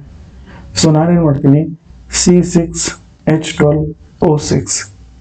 ಅರ್ಥ ಆಗ್ತದೆ ನಾನು ಹೇಳಿದ್ದು? C6H12O6 ಈ ಕಾಂಬಿನೇಷನ್ ಕೂತ್ರೆ ಇದು ಏನಾಗ್ಬಿಡ್ತದೆ, ಒಂದು ಕಾಂಪೌಂಡ್ ಆಗ್ಬಿಡ್ತದೆ. ಓಕೆನಾ. So this is how we can say that pure substances are nothing but what, constant composition ಇರ್ತದೆ. ಎರಡನೇದು ಏನಪ್ಪಾ ಅಂದ್ರೆ ಅವು cannot be separated by physically. ಅವುಗಳನ್ನ ಎರಡು ರೀತಿ ಕ್ಲಾಸಿಫಿಕೇಶನ್ ಮಾಡಿದೀವಿ. ಒಂದನ್ನ ಎಲಿಮೆಂಟ್ ಅಂತ ಕರೆದಿವಿ, ಮತ್ತೊಂದನ್ನ ಕಂಪೌಂಡ್ ಅಂತ ಕರೆದಿದ್ದೀವಿ. ಸೊ ಎಲಿಮೆಂಟ್ಸ್ ಅಂದ್ರೆ ಏನಿದೆ, ಎಲಿಮೆಂಟ್ಸ್ ಬಂದು ಪ್ಯೂರ್ ಸಬ್ಸ್ಟೆನ್ಸ್ ಇರ್ತವೆ. ಕಂಪೌಂಡ್ಸ್ ಮಾಡಿದ್ರೆ ಫಿಕ್ಸ್ಡ್ ಅವೇ ಕಾಂಪೋಸಿಷನ್ ಅಲ್ಲಿ ಕೂತಿರ್ತವೆ. ಎಲಿಮೆಂಟ್ ಗಳನ್ನ ಫಿಕ್ಸ್ಡ್ ಕಾಂಪೋಸಿಷನ್ ಕೂತು ಏನ್ ಫಾರ್ಮೇಶನ್ ಮಾಡ್ತವೆ, ಕಂಪೌಂಡ್ ಫಾರ್ಮೇಶನ್ ಮಾಡ್ತವೆ. ಹಾಗಾದ್ರೆ ನೆಕ್ಸ್ಟ್ ಇನ್ನೊಂದು ಕ್ಲಾಸಿಫಿಕೇಶನ್ ಯಾವ್ದಿತ್ತು, ಒಂದ್ ಕಡೆ ಪ್ಯೂರ್ ಸಬ್ಸ್ಟೆನ್ಸ್ ಇದ್ರೆ ಇನ್ನೊಂದ್ ಕಡೆ ಏನಿದೆ, ಮಿಕ್ಸ್ಚರ್ ಇದೆ. What is the meaning of mixture? ಇಲ್ಲಿ ವೇರಿಯಬಲ್ ಪ್ರಪೋರ್ಷನ್ ಅಲ್ಲಿ ಡಿಫರೆಂಟ್ ಕಾಂಪೋನೆಂಟ್ಸ್ ಗಳು ಇರ್ತವೆ. ಫಾರ್ ಎಕ್ಸಾಂಪಲ್ ಅಲ್ಲಿರುವಂತ ನಾನು ಯಾವ್ದು ತಗೊಂಡಿದ್ದೆ, ನಾನು ಒಂದು ಕಾಂಪೋನೆಂಟ್ ತಗೊಂಡಿದ್ದೆ ಅಲ್ಲ, ಕಂಪೌಂಡ್ ತಗೊಂಡಿದ್ದಿಲ್ಲ. ಆ ಕಂಪೌಂಡ್ ಮತ್ತೊಂದು ಕಂಪೌಂಡ್ ಒಳಗಡೆ ಹಾಕಿದಾಗ ನಮಗೇನ್ ಸಿಗ್ತದೆ, ಮಿಕ್ಸ್ಚರ್ ಸಿಗ್ತದೆ. Compound plus compound will give mixture. Element plus element ಈ ರೀತಿ ಅರ್ಥ ಮಾಡ್ಕೊಳ್ಳಿ. ಎಲಿಮೆಂಟ್ ಪ್ಲಸ್ ಎಲಿಮೆಂಟ್ ಕೂಡಿ ಏನ್ ಕೊಡ್ತದೆ, ಕಂಪೌಂಡ್ ಕೊಡ್ತದೆ. ಕಂಪೌಂಡ್ ಪ್ಲಸ್ ಕಂಪೌಂಡ್ ಕುಂತ ಏನ್ ಕೊಡ್ತದೆ, ಮಿಕ್ಸ್ಚರ್ ಕೊಡ್ತದೆ. ಅರ್ಥ ಆಯ್ತಾ ನಾನು ಹೇಳಿದ್ದು? ಮಿಕ್ಸ್ಚರ್ಸ್ ಅಂದ್ರೆ ಏನಿದೆ, variable composition, variable proportion. Variable composition ಎಂಬುದಿಲ್ಲ ಅಂದ್ರೆ ವೇರಿಯೇಬಲ್ ಪ್ರಪೋರ್ಷನ್ ಅಲ್ಲಿ ಇರ್ತದೆ. ಅದಕ್ಕೆ ನಾವೇನಂತ ಕರಿತೀವಿ, ಮಿಕ್ಸ್ಚರ್ ಅಂತ ಕರಿತೀವಿ. ಮಿಕ್ಸ್ಚರ್ ಅಲ್ಲಿ ಎರಡು ರೀತಿ ಇದೆ. ಒಂದು ಬಂದು ಹೋಮೋಜಿನಿಯಸ್ ಮಿಕ್ಸ್ಚರ್, ಇನ್ನೊಂದು ಬಂದು ಹೆಟ್ರೋಜಿನಿಯಸ್ ಮಿಕ್ಸ್ಚರ್. ಹೋಮೋಜಿನಿಯಸ್ ಮಿಕ್ಸ್ಚರ್ ಅಂದ್ರೆ ಎಲ್ಲಾ ಕಾಂಪೋನೆಂಟ್ಗಳು ಅಂದ್ರೆ ಒಂದಕ್ಕೊಂದು ಮಿಕ್ಸ್ ಮಾಡಿದಾಗ ಲಾಸ್ಟಿಗೆ ಸಿಗೋದು ಏನಿರ್ಬೇಕು, ಒಂದೇ ಕಾಂಪೋನೆಂಟ್ ಆಗಿರ್ಬೇಕು. ಕಾಂಪೋಸಿಷನ್ ಏನಾಗ್ತದೆ, ಥ್ರೂಔಟ್ ಅಂದ್ರೆ ಎಂಡ್ ತನಕ ಏನಿರ್ತದೆ, ಯೂನಿಫಾರ್ಮ್ ಕಾಂಪೋಸಿಷನ್ ಇರ್ತದೆ. ಫಾರ್ ಎಕ್ಸಾಂಪಲ್ ನೀವು ಶುಗರ್ ಅನ್ನ ತಗೊಂಡು ಅಥವಾ ಸಾಲ್ಟ್ ಅನ್ನ ತಗೊಂಡು ನೀರಿನಲ್ಲಿ ಹಾಕಿದ್ರಿ ಅಂತ ತಿಳ್ಕೊಳ್ಳಿ. ಆ ಶುಗರ್ ನೀರಿನಲ್ಲಿ ಕರಗೋಗ್ಬಿಟ್ಟು ಅದು ಏನಾಗ್ಬಿಡ್ತದೆ, ನೀರೇ ಆಗ್ಬಿಡ್ತದೆ. ಅರ್ಥ ಆಯ್ತಾ? ಸೊ ಈ ರೀತಿ ಕಾಂಪೋಸಿಷನ್ ಇದ್ರದಕ್ಕೆ ಏನಂತ ಕರೀತಾರೆ, ಹೋಮೋಜಿನಿಯಸ್ ಕಾಂಪೋಸಿಷನ್ ಅಂತ ಕರೀತಾರೆ. ಹೆಟ್ರೋಜಿನಿಯಸ್ ಕಾಂಪೋಸಿಷನ್ ಅಂದ್ರೆ ಏನು, ಇಲ್ಲಿ ಏನಿರಲ್ಲ, ಥ್ರೂಔಟ್ ಏನಿರಲ್ಲ, ಅದು ಕಾಂಪೋಸಿಷನ್ ಯೂನಿಫಾರ್ಮ್ ಆಗಿ ಇರಲ್ಲ. ಫಾರ್ ಎಕ್ಸಾಂಪಲ್ ನೀವು ಆಯಿಲ್ ತಗೋಬಹುದು, ಆಯಿಲ್ ಇನ್ ವಾಟರ್. ಹೌದಾ? ನೀವು ಈ ರೀತಿ ನೀರಿದೆ ಅಂತ ತಿಳ್ಕೊಳ್ಳಿ, ಇದ್ರ ಮೇಲೆ ನೀವು ಆಯಿಲ್ ಹಾಕಿದ್ರೆ ಅದರದೇ ಒಂದು ಲೇಯರ್ ಕ್ರಿಯೇಟ್ ಆಗ್ತದೆ. ಕರೆಕ್ಟಾ? ಒಂದಕ್ಕೊಂದು ಏನಾಗಲ್ಲ, ಒಂದರಲ್ಲೂ ಬೆರೆಯೋದೇ ಇಲ್ಲ. ಅವ್ರ ಎರಡು ಮಧ್ಯೆ ಏನಿರ್ತದೆ, ಒಂದು ಬೌಂಡ್ರಿ ಇರ್ತದೆ. ಸೊ ಹಾಗಾಗಿ ಅಂತವು ಮಿಕ್ಸ್ಚರ್ಗಳಿಗೆ ನಾವೇನಂತ ಕರಿತೀವಿ, ಹೆಟ್ರೋಜಿನಿಯಸ್ ಮಿಕ್ಸ್ಚರ್ ಅಂತ ಕರಿತೀವಿ. Best example oil in water ಇದೆ, ವಾಟರ್ ಅಂಡ್ ಈಥರ್ ಮಿಕ್ಸ್ಚರ್ ಇದೆ. ಇವೆಲ್ಲವೂ ಏನ್ ಬರ್ತವೆ, ಹೆಟ್ರೋಜಿನಿಯಸ್ ಮಿಕ್ಸ್ಚರ್ ಒಳಗಡೆ ಬರ್ತವೆ. ಕನ್ನಡದಲ್ಲಿ ಹೇಳೋದಾದ್ರೆ ಇದಕ್ಕೆ ಶುದ್ಧ ವಸ್ತುವಿಗೆ ನಾವೇನಂತ ಕರೆದಿವಿ, ಪ್ಯೂರ್ ಸಬ್ಸ್ಟೆನ್ಸ್ ಅಂತ ಕರೆದಿವಿ. ಏನಂತ ಕರೆದಿದೀವಿ, ಪ್ಯೂರ್ ಸಬ್ಸ್ಟೆನ್ಸ್. ಓಕೆನಾ. ಇದಕ್ಕೆ ನಾವೇನಂತ ಕರೆದಿವಿ, ಮಿಶ್ರಣಗಳಿಗೆ ಮಿಕ್ಸ್ಚರ್ಸ್ ಅಂತ ಕರೆದಿದೀವಿ. ನಾನು ಅದನ್ನೇ ಹೇಳಿದ್ನಲ್ಲ, ಧಾತುಗಳಿಗೆ ನಾವೇನಂತ ಕರಿತೀವಿ, ಎಲಿಮೆಂಟ್ಸ್ ಅಂತ ಕರಿತೀವಿ. ಸಂಯುಕ್ತಗಳಿಗೆ ನಾವೇನಂತ ಕರಿತೀವಿ, ಕಂಪೌಂಡ್ಸ್ ಅಂತ ಕರಿತೀವಿ. ಅರ್ಥ ಆಯ್ತಾ? ಸೊ ಇವೇನಿದೆ, ಹೋಮೋಜಿನಿಯಸ್ ಮಿಕ್ಸ್ಚರ್, ಇದು ಹೆಟ್ರೋಜಿನಿಯಸ್ ಮಿಕ್ಸ್ಚರ್. Heterogeneous mixture. ಓಕೆನಾ. ನೋಡಿ, ಪ್ಯೂರ್ ಸಬ್ಸ್ಟೆನ್ಸ್ ಶುದ್ಧ ಧಾತುಗಳು, ಎಲಿಮೆಂಟ್ಗಳು ಏನಿದಾವಲ್ಲ, ಶುದ್ಧ ವಸ್ತುಗಳೆಲ್ಲ ಇವು ಎಲಿಮೆಂಟ್ ಒಳಗಡೆ ಬರ್ತವೆ. ಇವು ಎಲಿಮೆಂಟ್ಗಳು ಏನಾಗ್ತವೆ, ಒಂದಕ್ಕೊಂದು ಕಂಬೈಂಡ್ ಆಗ್ತವೆ. ಒಂದಕ್ಕೊಂದು ಕಂಬೈಂಡ್ ಆಗಿ ಏನ್ ಕೊಡ್ತವೆ, ಕಂಪೌಂಡ್ ಕೊಡ್ತವೆ. ಇಲ್ಲಿ ನೋಡಿ, ನೀವು ಕನ್ನಡದಲ್ಲಿ ಬೇಕಾದ್ರೆ ಇದನ್ನೆಲ್ಲ ಓದ್ಕೊಂಡ್ಬಿಟ್ರೆ ಈಸಿ ಆಗ್ತದೆ. ಬಟ್ ನಾನು ಸಿಂಪಲ್ ಆಗಿ ಹೇಳ್ತಿದ್ದೀನಲ್ಲ, ಎಲಿಮೆಂಟ್ ಕಂಬೈಂಡ್ ಆಗಿ ಏನ್ ಕೊಡ್ತದೆ, ಕಂಪೌಂಡ್ ಕೊಡ್ತದೆ. ಓಕೆನಾ. ಕಂಪೌಂಡ್ ಕಂಬೈಂಡ್ ಆಗಿ ಏನ್ ಕೊಡ್ತದೆ, ಮಿಕ್ಸ್ಚರ್ ಕೊಡ್ತದೆ. ಅರ್ಥ ಆಯ್ತಾ? ಕಂಪೌಂಡ್ ಅಂದ್ರೆ ಸಪೋಸ್ ಒಂದು ಕಂಪೌಂಡ್ ವಾಟರ್ ಇರ್ಬೋದು, ಇನ್ನೊಂದು ಕಂಪೌಂಡ್ ಶುಗರ್ ಇರ್ಬೋದು. ಎರಡು ಮಿಕ್ಸ್ ಮಾಡಿದ್ರೆ ಏನಾಗ್ತದೆ, ಮಿಕ್ಸ್ಚರ್ ಆಗ್ತದೆ. ಎಂತ ಮಿಕ್ಸ್ಚರ್ ಆಯ್ತು, ನೀರಿನಲ್ಲಿ ಸಕ್ಕರೆ, ಹೋಮೋಜಿನಿಯಸ್ ಮಿಕ್ಸ್ಚರ್. ಹೆಟ್ರೋಜಿನಿಯಸ್ ಮಿಕ್ಸ್ಚರ್ ಅಂದ್ರೆ ಒಂದ್ ಕಡೆ ವಾಟರ್ ತಗೊಳ್ಳಿ, ಇನ್ನೊಂದ್ ಕಡೆ ಆಯಿಲ್ ತಗೊಳ್ಳಿ, ಇದು ಮಿಕ್ಸ್ ಮಾಡಿದ್ರೆ ಏನಾಗ್ತದೆ ನೋಡಿ, ಎಣ್ಣೆಯಲ್ಲಿ ನೀರು ಏನಾಗ್ತದೆ, ಹೆಟ್ರೋಜಿನಿಯಸ್ ಮಿಕ್ಸ್ಚರ್ ಆಗ್ತದೆ. ಇದು ಸಿಂಪಲ್, ಬಹಳ simple, easy way. Element combined ಆಗಿ ಕಂಪೌಂಡ್, ಇದು ಧಾತು ಕಂಬೈಂಡ್ ಆಗಿ ಸಂಯುಕ್ತಗಳು ಕೊಡ್ತವೆ. ಸಂಯುಕ್ತಗಳು ಕೂಡಿ ಏನ್ ಕೊಡ್ತದೆ, ಮಿಶ್ರಣ ಕೊಡ್ತದೆ. ಮಿಶ್ರಣದಲ್ಲಿ ಸಮರೂಪ ಮಿಶ್ರಣನೂ ಇರ್ಬೋದು, ಸಮರೂಪವಲ್ಲದ ಅಸಮರೂಪ ಮಿಶ್ರಣ ಕೂಡ ಇರಬಹುದು. ಓಕೆನಾ, ಇದಿಷ್ಟನ್ನ ನೀವೇನ್ ಮಾಡ್ಕೊಳ್ಳಿ, ಈ ಪಾಸ್ ಮಾಡ್ಕೊಂಡು ಅಲ್ಲಿದಲ್ಲಿ ನೀವು ನೋಟ್ ಮಾಡ್ಕೊಂತ ಇದ್ರೆ ಈಸಿ ಆಗ್ತದೆ. ಬಟ್ ನೀವು ಇಷ್ಟೆಲ್ಲ ಸಣ್ಣ ಮಕ್ಕಳಿಗೆ ನೋಟ್ಸ್ ಬರ್ಕೊಳ್ಳೋ ಬದಲಾಗಿ ಚಿಕ್ಕದಾಗಿ ಏನಿದೆಲ್ಲ ನಾನೇನ್ ಹೇಳ್ಕೊಡ್ತೀನಲ್ಲ ಇಷ್ಟಿಷ್ಟು ನೀವು ಬರೆದಿಟ್ಕೊಂಡ್ಬಿಟ್ರೆ that will be enough for you. Okay, ಬನ್ನಿ ಹಾಗಾದ್ರೆ ಇದರಲ್ಲಿ ಮತ್ತೊಂದು ಇಂಪಾರ್ಟೆಂಟ್ ಟರ್ಮ್ ನಿಮ್ಮ ಸಿಲೆಬಸ್ ಕೊಟ್ಟಿರೋದೇನಪ್ಪ ಅಂದ್ರೆ ಸೊಲ್ಯೂಷನ್ ಅಂದ್ರೆ ಏನು ಅಂತ ಕೇಳಿದ್ದಾನೆ. ನೋಡಿ, ಸೊಲ್ಯೂಷನ್ ಅಂದ್ರೆ homogeneous mixture of 2 or more substance. Homogeneous mixture of, sorry ಇದನ್ನು ಬರೀತೀನಿ,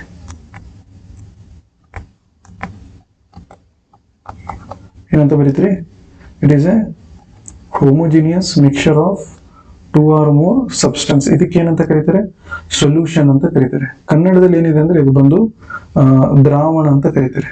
ದ್ರಾವಣ ಅಂದ್ರೆ ಏನು ನೋಡಿ, ದ್ರಾವಣ ಅಂದ್ರೆ ಬಹಳ ಸಿಂಪಲ್ ಆಗಿ ಹೇಳೋದಂದ್ರೆ ದ್ರವ್ಯ ಪ್ಲಸ್ ದ್ರಾವಕ ಕೂಡಿದ್ರೆ ಏನಾಗ್ತದೆ, ದ್ರಾವಣ ಆಗ್ತದೆ. ಅರ್ಥ ಆಯ್ತದ? ಸೊ ಇದಕ್ಕೇನಂತ ಕರೀತಾರೆ, ಸೊಲ್ಯೂಟ್ ಅಂತ ಕರೀತಾರೆ. ಮತ್ತೊಂದೇನಪ್ಪ ಅಂದ್ರೆ ಸಾಲ್ವೆಂಟ್ ಅಂತ ಕರೀತಾರೆ. Solute to solvent is equal to solution ಆಗ್ತದೆ. ಇದರಲ್ಲಿ ಯಾವ್ದು ಸೊಲ್ಯೂಟ್ ಟು ಸಾಲ್ವೆಂಟ್ ನನಗೆ ಸ್ವಲ್ಪ ಕನ್ನಡದಲ್ಲಿ ಗೊತ್ತಾಗ್ತಿಲ್ಲ. ಇದನ್ನ ನಾನು ಸ್ವಲ್ಪ ಅಳಕಿಸ್ಬಿಡ್ತೀನಿ, ಇಲ್ಲಿಂದ ತೆಗೆದು ಬಿಡ್ತೀನಿ, ಇಲ್ಲಿ ಸಪರೇಟ್ ಆಗಿ ಬರೀತೀನಿ. ಸೊಲ್ಯೂಟ್ ಮತ್ತೆ ಸಾಲ್ವೆಂಟ್ ಎರಡು ಕೂಡಿದ್ರೆ ಏನಾಗ್ತದ್ರಿ, ಸೊಲ್ಯೂಷನ್ ಆಗ್ತದೆ. ಒಂದೇ ನೆನ್ಪಿಟ್ಕೊಳ್ಳಿ, ಸಾಲ್ವೆಂಟ್ ಅಂದ್ರೆ ಏನಿರ್ತದಪ್ಪ ಅಂದ್ರೆ ಲಿಕ್ವಿಡ್ ಸ್ಟೇಟ್ ಅಲ್ಲಿ ಇರ್ತದೆ. ಜನರಲಿ ಯಾವ ಸ್ಟೇಟ್ ಅಲ್ಲಿ ಇರ್ತದ್ರಿ, ಲಿಕ್ವಿಡ್. ಸೊಲ್ಯೂಟ್ ಪಾರ್ಟಿಕಲ್ ಬಂದು ಜನರಲಿ ಎದ್ರಲ್ಲಿ ಇರ್ತದ್ರಿ, ಸಾಲಿಡ್. ರೇರ್ಲಿ ಎದರಲ್ಲಿ ಇರ್ತದೆ, ಲಿಕ್ವಿಡ್. ಇನ್ನ ರೇರ್ಲಿ ಎದರಲ್ಲಿ ಇರ್ತದೆ, ಗ್ಯಾಸ್ ಅಲ್ಲಿ ಕೂಡ ಇರ್ತದೆ. ಇವು ಸಾಲ್ವೆಂಟ್ಗಳು ರೇರ್ಲಿ ಲಿಕ್ವಿಡ್, ಅದಕ್ಕೂ ರೇರ್ಲಿ ಅದ್ರಲ್ಲಿ ಇದು ಆಲ್ಮೋಸ್ಟ್ ಲಿಕ್ವಿಡ್ ಇರ್ತದೆ. ರೇರ್ಲಿ ಏನಿರ್ತದ್ರಿ, ಗ್ಯಾಸ್. ಅಂದ್ರೆ ಬಹಳ ಕಡಿಮೆ ನಾವು ಆ ತರ ಯೂಸ್ ಮಾಡೋದು. ಸೊ ದ್ರಾವಣ ಅಂದ್ರೆ ಏನಾಗ್ತದೆ, ಒಂದು ಹೋಮೋಜಿನಿಯಸ್ ಮಿಕ್ಸ್ಚರ್, ಎರಡು ಅಥವಾ ಎರಡಕ್ಕಿಂತ ಹೆಚ್ಚಿನ ಸಮರೂಪದ ಮಿಶ್ರಣ. ಯಾವ ರೂಪದ ಮಿಶ್ರಣ ಇದು, ಇಟ್ ಈಸ್ ಎ ಸಮರೂಪದ ಮಿಶ್ರಣ. ಸಮರೂಪದ ಮಿಶ್ರಣಕ್ಕೆ ಏನಂತ ಕರೀತಾರೆ, ದ್ರಾವಣ ಅಂತ ಕರೀತಾರೆ.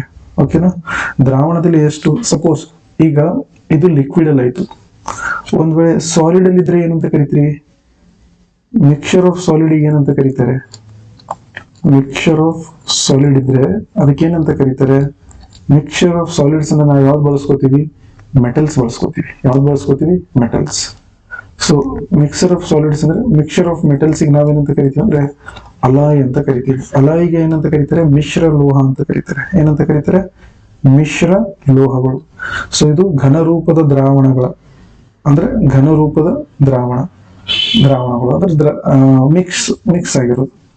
ಅದೇ ರೀತಿ ಅನಿಲ ರೂಪದಲ್ಲಿ ಇದ್ರೆ ಅದಕ್ಕೆ ಏನಂತ ಕರೀತಾರೆ, ಗಾಳಿ ಅಂತ ಕರೀತಾರೆ. ಅನಿಲ ರೂಪದ ದ್ರಾವಣಗಳು. ಅನಿಲ ರೂಪ ಅಂದ್ರೆ ಏರ್, ಗಾಳಿ ಅಂದ್ರೆ ಏನಪ್ಪಾ, ಏರ್. ಏರ್ ಒಳಗಡೆ ಏನಿರ್ತದ್ರಿ, ಏರ್ ಒಳಗಡೆ H2 ಇದೆ, O2 ಇದೆ, N2 ಇದೆ, CO2 ಇದೆ.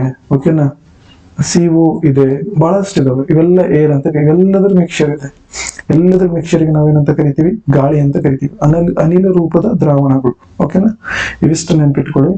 ಸೊ ಇದ್ರಲ್ಲಿ ಕ್ವಶನ್ ಏನಪ್ಪಾ, ದ್ರಾವಣದ ಬಗ್ಗೆ ಕೇಳಿದ್ರೆ ಸಮರೂಪದ ಮಿಶ್ರಣ ಅಂತ ಹೇಳಕ್ ಬರಬೇಕು.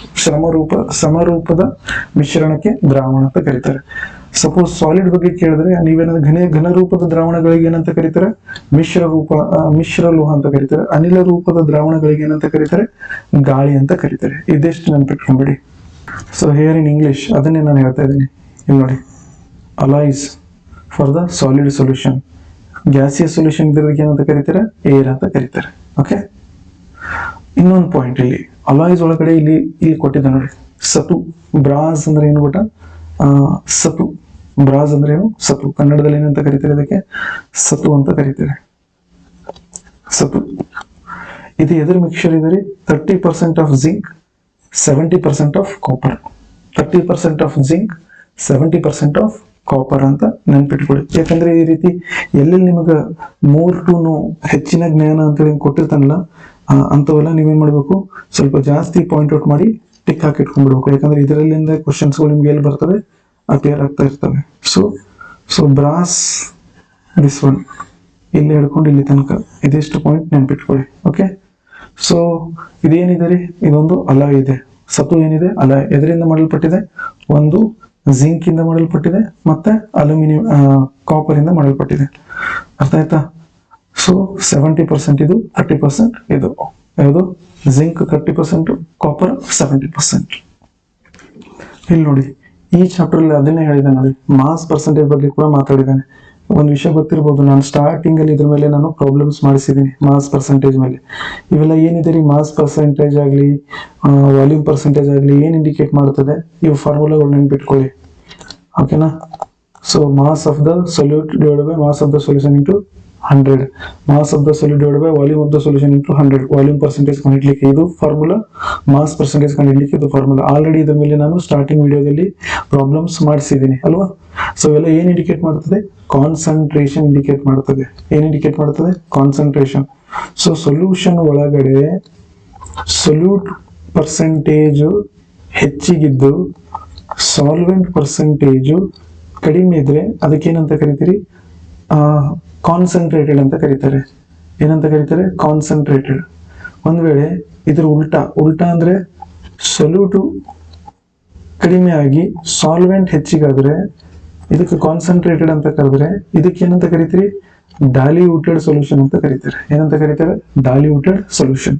ಈ ಡೈಲ್ಯೂಟ್ HCl ಅಂತ ಓದಿರ್ತೀರಿ, ಡೈಲ್ಯೂಟ್ HNO3 ಅಂತ ಓದಿರ್ತೀರಿ, ಹೌದಾ? ಡೈಲ್ಯೂಟ್ HCl ಅಂದ್ರೆ ಏನಪ್ಪಾ ಅಂದ್ರೆ ಇಲ್ಲಿ ನೀರು ಜಾಸ್ತಿ ಇದೆ, HCl ಕಮ್ಮಿ ಇದೆ. ಕಾನ್ಸಂಟ್ರೇಟೆಡ್ HCl ಅಂದ್ರೆ ಅದ್ರಲ್ಲಿ ಒಳಗಡೆ ಏನಿದೆ? ಕಾನ್ಸಂಟ್ರೇಟೆಡ್ H2SO4 ಅಂದ್ರೆ ಏನಪ್ಪಾ? What that indicate? Concentrated indicate what? ನಮ್ದು ಸಾಲ್ವೆಂಟ್ ಕಂಟೆಂಟ್ ಕಮ್ಮಿ ಇದೆ, ಸೊಲ್ಯೂಟ್ ಕಂಟೆಂಟ್ ಒಳಗಡೆ ಜಾಸ್ತಿ ಇದೆ ಅಂತ ಅರ್ಥ. ಸೊ ಇಂಥವೆಲ್ಲ ಸಣ್ಣ ಸಣ್ಣ ಅಲ್ಲಿ ನಿಮ್ಗೆ ಗೊತ್ತಾಗ್ತಾ ಇರಬೇಕು. ಸೊ ಕಾನ್ಸಂಟ್ರೇಷನ್ ಅಂದ್ರೆ simply it is a measure of what? The solute quantity, how much solute quantity is present ಅಂತ ಮೆಜರ್ ಮಾಡೋದು. ನೆಕ್ಸ್ಟ್ ಬಂದು ಏನಿದೆ ಇದು? ನಿಲಂಬಿತ ಮಿಶ್ರಣ. ನಿಲಂಬಿತ ಮಿಶ್ರಣಕ್ಕೆ ಇಂಗ್ಲಿಷ್ ನಲ್ಲಿ ಏನಂತ ಕರೀತಾರಪ್ಪ ಅಂದ್ರೆ ಸಸ್ಪೆನ್ಷನ್ಸ್ ಅಂತ ಕರೀತಾರೆ. ಏನಂತ ಕರೀತಾರೆ? ಸಸ್ಪೆನ್ಷನ್. ಸೊ ಸಸ್ಪೆನ್ಷನ್ ಅಂದ್ರೆ ಏನಪ್ಪಾ ಅಂದ್ರೆ ನೋಡಿ, ಬೆಸ್ಟ್ ಎಕ್ಸಾಂಪಲ್ ಏನಪ್ಪಾ ಅಂದ್ರೆ ಮಜ್ಜಿಗೆ ಅಂತ ತಿಳ್ಕೊಳ್ಳಿ. ಏನಂತ ತಿಳ್ಕೊಳ್ಳಿ? ಮಜ್ಜಿಗೆ ಬೆಸ್ಟ್ ಎಕ್ಸಾಂಪಲ್. ಮೊಸರಿಗೆ ಏನ್ ಮಾಡ್ತೀರಿ? ನೀರ್ ಹಾಕಿ ಅದನ್ನ ಕಟ್ಟಿತೀರಿ, ಕಟ್ಟಿದಾಗ ಅದಕ್ಕೆ ಏನಾಗ್ತದೆ? ಅಲ್ಲಿ ಮಜ್ಜಿಗೆ ಆಗ್ತದೆ. ಓಕೆನಾ? ಸೊ ರೇವಿಗೆ ತಗೊಂಡು ಇದು ಮಾಡ್ತಿರಲ್ಲ, ಹೊಸದಾಗ ಅದೇನಾಗ್ತದೆ? ಮಜ್ಜಿಗೆ ಆಗ್ತದೆ. ಮಜ್ಜಿಗೆ ಆದಾಗ ಪಾರ್ಟಿಕಲ್ಸ್ ಗಳೆಲ್ಲ ಏನಾಗ್ತದೆ? ಈ ರೀತಿ ಅದರ ಅಂದ್ರೆ ಸೆಂಟ್ರಲ್ಲಿ ಯಾವುದೇ ಇದಿಲ್ಲದೆ ಹೀಗೆ ನಿಂತ್ಕೊಂಡ್ ಬಿಟ್ಟಿರ್ತವೆ. ಓಕೆನಾ? ಸೊ ಅವುಗಳ ಅಂದ್ರೆ ಏನ್ ಹೇಳೋದಪ್ಪ ಅಂದ್ರೆ ಬರಿಗಣ್ಣಲ್ಲಿ ನೋಡ್ಬೋದು ನೀವು. ಇಲ್ಲಿ ಇದೆ ನೋಡಿ, ಅವುಗಳ ಮಿಶ್ರಣದ ಕಣಗಳನ್ನು ನೀವು ಏನ್ ಮಾಡಬಹುದು? ಬರಿಗಣ್ಣಲ್ಲೇ ನೋಡ್ಬಹುದು. ಹಾಗಾದ್ರೆ ಈ ಸಸ್ಪೆನ್ಷನ್ಸ್ ಅನ್ನ ನೀವು ಹಾಗೆ ಇಟ್ರೆ, ಸ್ವಲ್ಪ ಹೊತ್ತು ಹಾಗೆ ಇಟ್ರೆ ಏನಾಗ್ತದೆ? ಅವೇನಾಗ್ತದೆ? ಇದು ಆಕ್ಚುಲಿ ಒಂದು ಏನಿದೆ ಅಂದ್ರೆ ಇದು ಎಂತ ಮಿಕ್ಸರ್ ಇದೆ ಅಂದ್ರೆ ಇದು ಹೆಟ್ರೋಜಿನಿಯಸ್ ಮಿಕ್ಸರ್. ಎಂತ ಮಿಕ್ಸರ್ ಇದು?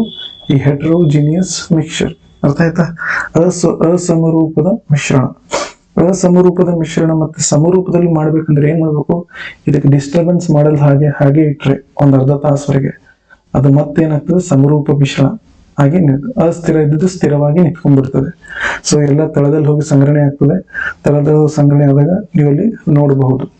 ಅರ್ಥ ಆಯ್ತಾ ನಾನು ಹೇಳಿದ್ದು? ಸೊ ಈ ರೀತಿ ಇರುವಂತ ಮಿಕ್ಸರ್ಗೆ ನಾವೇನಂತ ಕರಿತೀವಿ? ನಿಲಂಬಿತ ಮಿಶ್ರಣ ಅಂದ್ರೆ ಇಂಗ್ಲಿಷ್ ನಲ್ಲಿ ಸಸ್ಪೆನ್ಷನ್ಸ್ ಅಂತ ಕರೀತಾರೆ. ಓಕೆ, ನೆಕ್ಸ್ಟ್ ಕಲಿಲ ದ್ರಾವಣ.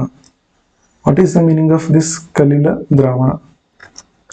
ಕಲಿಲ ದ್ರಾವಣ ಅಂದ್ರೆ ಇಂಗ್ಲಿಷ್ ನಲ್ಲಿ ಏನಂತ ಕರೀತಾರೆ? ಕೊಲಾಯ್ಡಲ್ ಸೊಲ್ಯೂಷನ್ಸ್ ಅಂತ ಕರೀತಾರೆ. ಏನಂತ ಕರೀತಾರೆ? Colloidal solutions. So colloidal solutions ಅಂದ್ರೆ ಬಹಳ ಸಿಂಪಲ್ ನೋಡಿ. ಇಲ್ಲಿ ಏನಾಗ್ತದೆ? ಫಾರ್ ಬೆಸ್ಟ್ ಎಕ್ಸಾಂಪಲ್ ಏನಪ್ಪಾ ಅಂದ್ರೆ ಹಾಲು. ಓಕೆನಾ? ಇವೇನಾಗಲ್ಲ, ಆ ಕಡೆ ಹೋಮೋಜಿನಿಯಸ್ ಇರಲ್ಲ, ಈ ಕಡೆ ಹೆಟ್ರೋಜಿನಿಯಸ್ ಇರಲ್ಲ, ಎರಡರ ಮಧ್ಯೆ ಇರ್ತವೆ. ಅರ್ಥ ಆಯ್ತಾ ನಾನು ಹೇಳಿದ್ದು? ಸೊ ಇಲ್ಲಿ ಪಾರ್ಟಿಕಲ್ಸ್ಗಳು ಹೇಗಿರ್ತವೆ? ತಮ್ಮ ಜಾಗ ಬಿಟ್ಟು ಅವು ಹೋಗೋದಿಲ್ಲ. ಅವು ಅಲ್ಲೇ ಅಸ್ಥಿರವಾಗಿನೂ ಇರಲ್ಲ, ಸ್ಥಿರವಾಗಿನೂ ಇರಲ್ಲ. ಒಂದೇ ಒಂದು ಆ ರೀತಿ ಇರುವಂತಹ ದ್ರಾವಣಗಳನ್ನ ನಾವು ಅಂತ ಕರಿತೀವಿ? ಕಲಿಲ ದ್ರಾವಣ ಅಂತ ಕರಿತೀವಿ. ಈ ದ್ರಾವಣದಲ್ಲಿ ಏನಾಗಿರ್ತವೆ? ಏಕರೂಪದಲ್ಲಿ ಏನಾಗಿರ್ತವೆ? ಹರಡಿದುಕೊಂಡಿರ್ತವೆ. ಕಣಗಳೆಲ್ಲವೂ ಏನಾಗಿರ್ತವೆ? ಇಡೀ ದ್ರಾವಣದಲ್ಲಿ ಏಕರೂಪದಲ್ಲಿ ಹರಿದಾಡಿಕೊಂಡಿದ್ದು ನಿಲಂಬಿತ ಮಿಶ್ರಣ ಹೋಲಿಸಿದೆ ಕಲಿನ ಮಿಶ್ರಣ ಸಾಪೇಕ್ಷವಾಗಿ ಗಾತ್ರದಲ್ಲಿ ಚಿಕ್ಕದಾಗಿರುತ್ತವೆ. ನನಗೆ ಅಷ್ಟು ಕನ್ನಡದಲ್ಲಿ ಹೇಳಕ್ಕೆ ಇದನ್ನ ಹೇಗೆ ಹೇಳೋದು? ಓಕೆ, ನಾನೇನ್ ಮಾಡ್ತೀನಿ, ಇಲ್ಲಿ ಒಂದು ಸಿಂಪಲ್ ಆಗಿ ಎಕ್ಸಾಂಪಲ್ ತಗೋತೀನಿ. What I do here is, ಇಲ್ಲಿ ನೋಡಿ ಕೊಲಾಯ್ಡಲ್ ಸೊಲ್ಯೂಷನ್ ಅಂತ ತಿಳ್ಕೊಳ್ಳಿ. ಇದ್ರ ಬಗ್ಗೆ ಸ್ವಲ್ಪ ಹೇಳ್ಬಿಡ್ತೀನಿ ಇಲ್ಲಿ. What is this colloidal solution?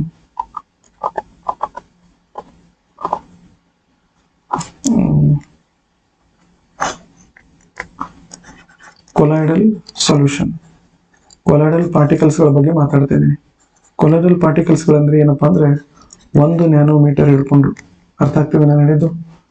1 nanometre ಹಿಡ್ಕೊಂಡು 1000 ನ್ಯಾನೋಮೀಟರ್ ಮಧ್ಯೆ ಸೈಜ್ ಇದ್ರೆ ಅವಕ್ಕೇನಂತ ಕರೀತಾರೆ? ಕೊಲಾಯ್ಡಲ್ ಅಂತ ಕರೀತಾರೆ. ಅದಕ್ಕೂ ಕಡಿಮೆ ಇದ್ರೆ ಅಂದ್ರೆ 1 ನ್ಯಾನೋಮೀಟರ್ಗಿಂತಲೂ ಏನಂತ ಹೇಳ್ಬೋದು? ಚಿಕ್ಕ ಸೈಜಿಂದು. ಅರ್ಥ ಆಗ್ತದೆ? ಇದಕ್ಕೂ ಚಿಕ್ಕ ಸೈಜಿಂದ ಇರ್ತವೆ, ಇದಕ್ಕೂ ದೊಡ್ಡ ಸೈಜಿಂದ ಇರ್ತವೆ. ಓಕೆನಾ? ಇದಕ್ಕೂ ಚಿಕ್ಕ ಸೈಜಿಂದ ಇದ್ರೆ ಅದಕ್ಕೆ ಏನಂತ ಕರೀತಾರೆ? ಟ್ರೂ ಸೊಲ್ಯೂಷನ್ಸ್ ಅಂತ ಕರೀತಾರೆ. ಈ ಕಡೆ ಏನಂತ ಕರೀತಾರೆ? ಸಸ್ಪೆನ್ಷನ್ಸ್ ಅಂತ ಕರೀತಾರೆ. ಏನಂತ ಕರೀತಾರೆ? ಸಸ್ಪೆನ್ಷನ್ಸ್. ಈಗ ನಾವು ಯಾವ್ದು ಓದ್ತಾ ಇದೀವಿ? ಕೊಲಾಯ್ಡಲ್ ಸೊಲ್ಯೂಷನ್ಸ್ ಓದ್ತಾ ಇದೀವಿ, ಮತ್ತೆ ಸಸ್ಪೆನ್ಷನ್ಸ್ ಅಂತ ಓದ್ತಾ ಇದೀವಿ. ಇವಾಗ್ಲೇ ಹೇಳಿದ್ನಲ್ಲ, ಕೊಲಾಯ್ಡಲ್ ಸೊಲ್ಯೂಷನ್ಸ್ ಅಂದ್ರೆ ಏನಪ್ಪಾ ಅಂದ್ರೆ 1 ನ್ಯಾನೋಮೀಟರ್ ಅಂದ್ರೆ ಎಷ್ಟಪ್ಪ? 10⁻⁹ ಮೀಟರ್ ಹಿಡ್ಕೊಂಡು 1000 ನ್ಯಾನೋಮೀಟರ್ ಇಷ್ಟು ಮಧ್ಯೆ ಸೈಜ್ ಇದ್ರೆ ಅದಕ್ಕೆ ಏನಂತ ಕರೀತಾರೆ? ಕೊಲಾಯ್ಡಲ್ ಪಾರ್ಟಿಕಲ್ಸ್ ಅಂತ ಕರೀತಾರೆ. ಓಕೆನಾ? ಮತ್ತೆ ಸೊಲ್ಯೂಷನ್ ಒಳಗಿರುವಂತ ಕಣಗಳ ಸೈಜ್ ಬಂದು 1000 ನ್ಯಾನೋಮೀಟರ್ಗಿಂತಲೂ ಏನಿರ್ಬೇಕು? ಜಾಸ್ತಿ ಇರಬೇಕು. ಇದ್ರೆ ಅದಕ್ಕೆ ಏನಂತ ಕರೀತಾರೆ?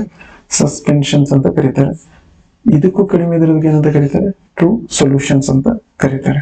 Okay, so suspensions colloidal solution ಬಗ್ಗೆ ನಿಮ್ಮ 9ನೇ ಇದರಲ್ಲಿ ಕೊಟ್ಟಿದ್ದಾರೆ. ನಾನು ಹೇಳಿದ್ನಲ್ಲ, ಇದು ಬಂದು ನಿಲಂಬಿತ ಮಿಶ್ರಣ ಅಂದ್ರೆ ಸಸ್ಪೆನ್ಷನ್ಸ್.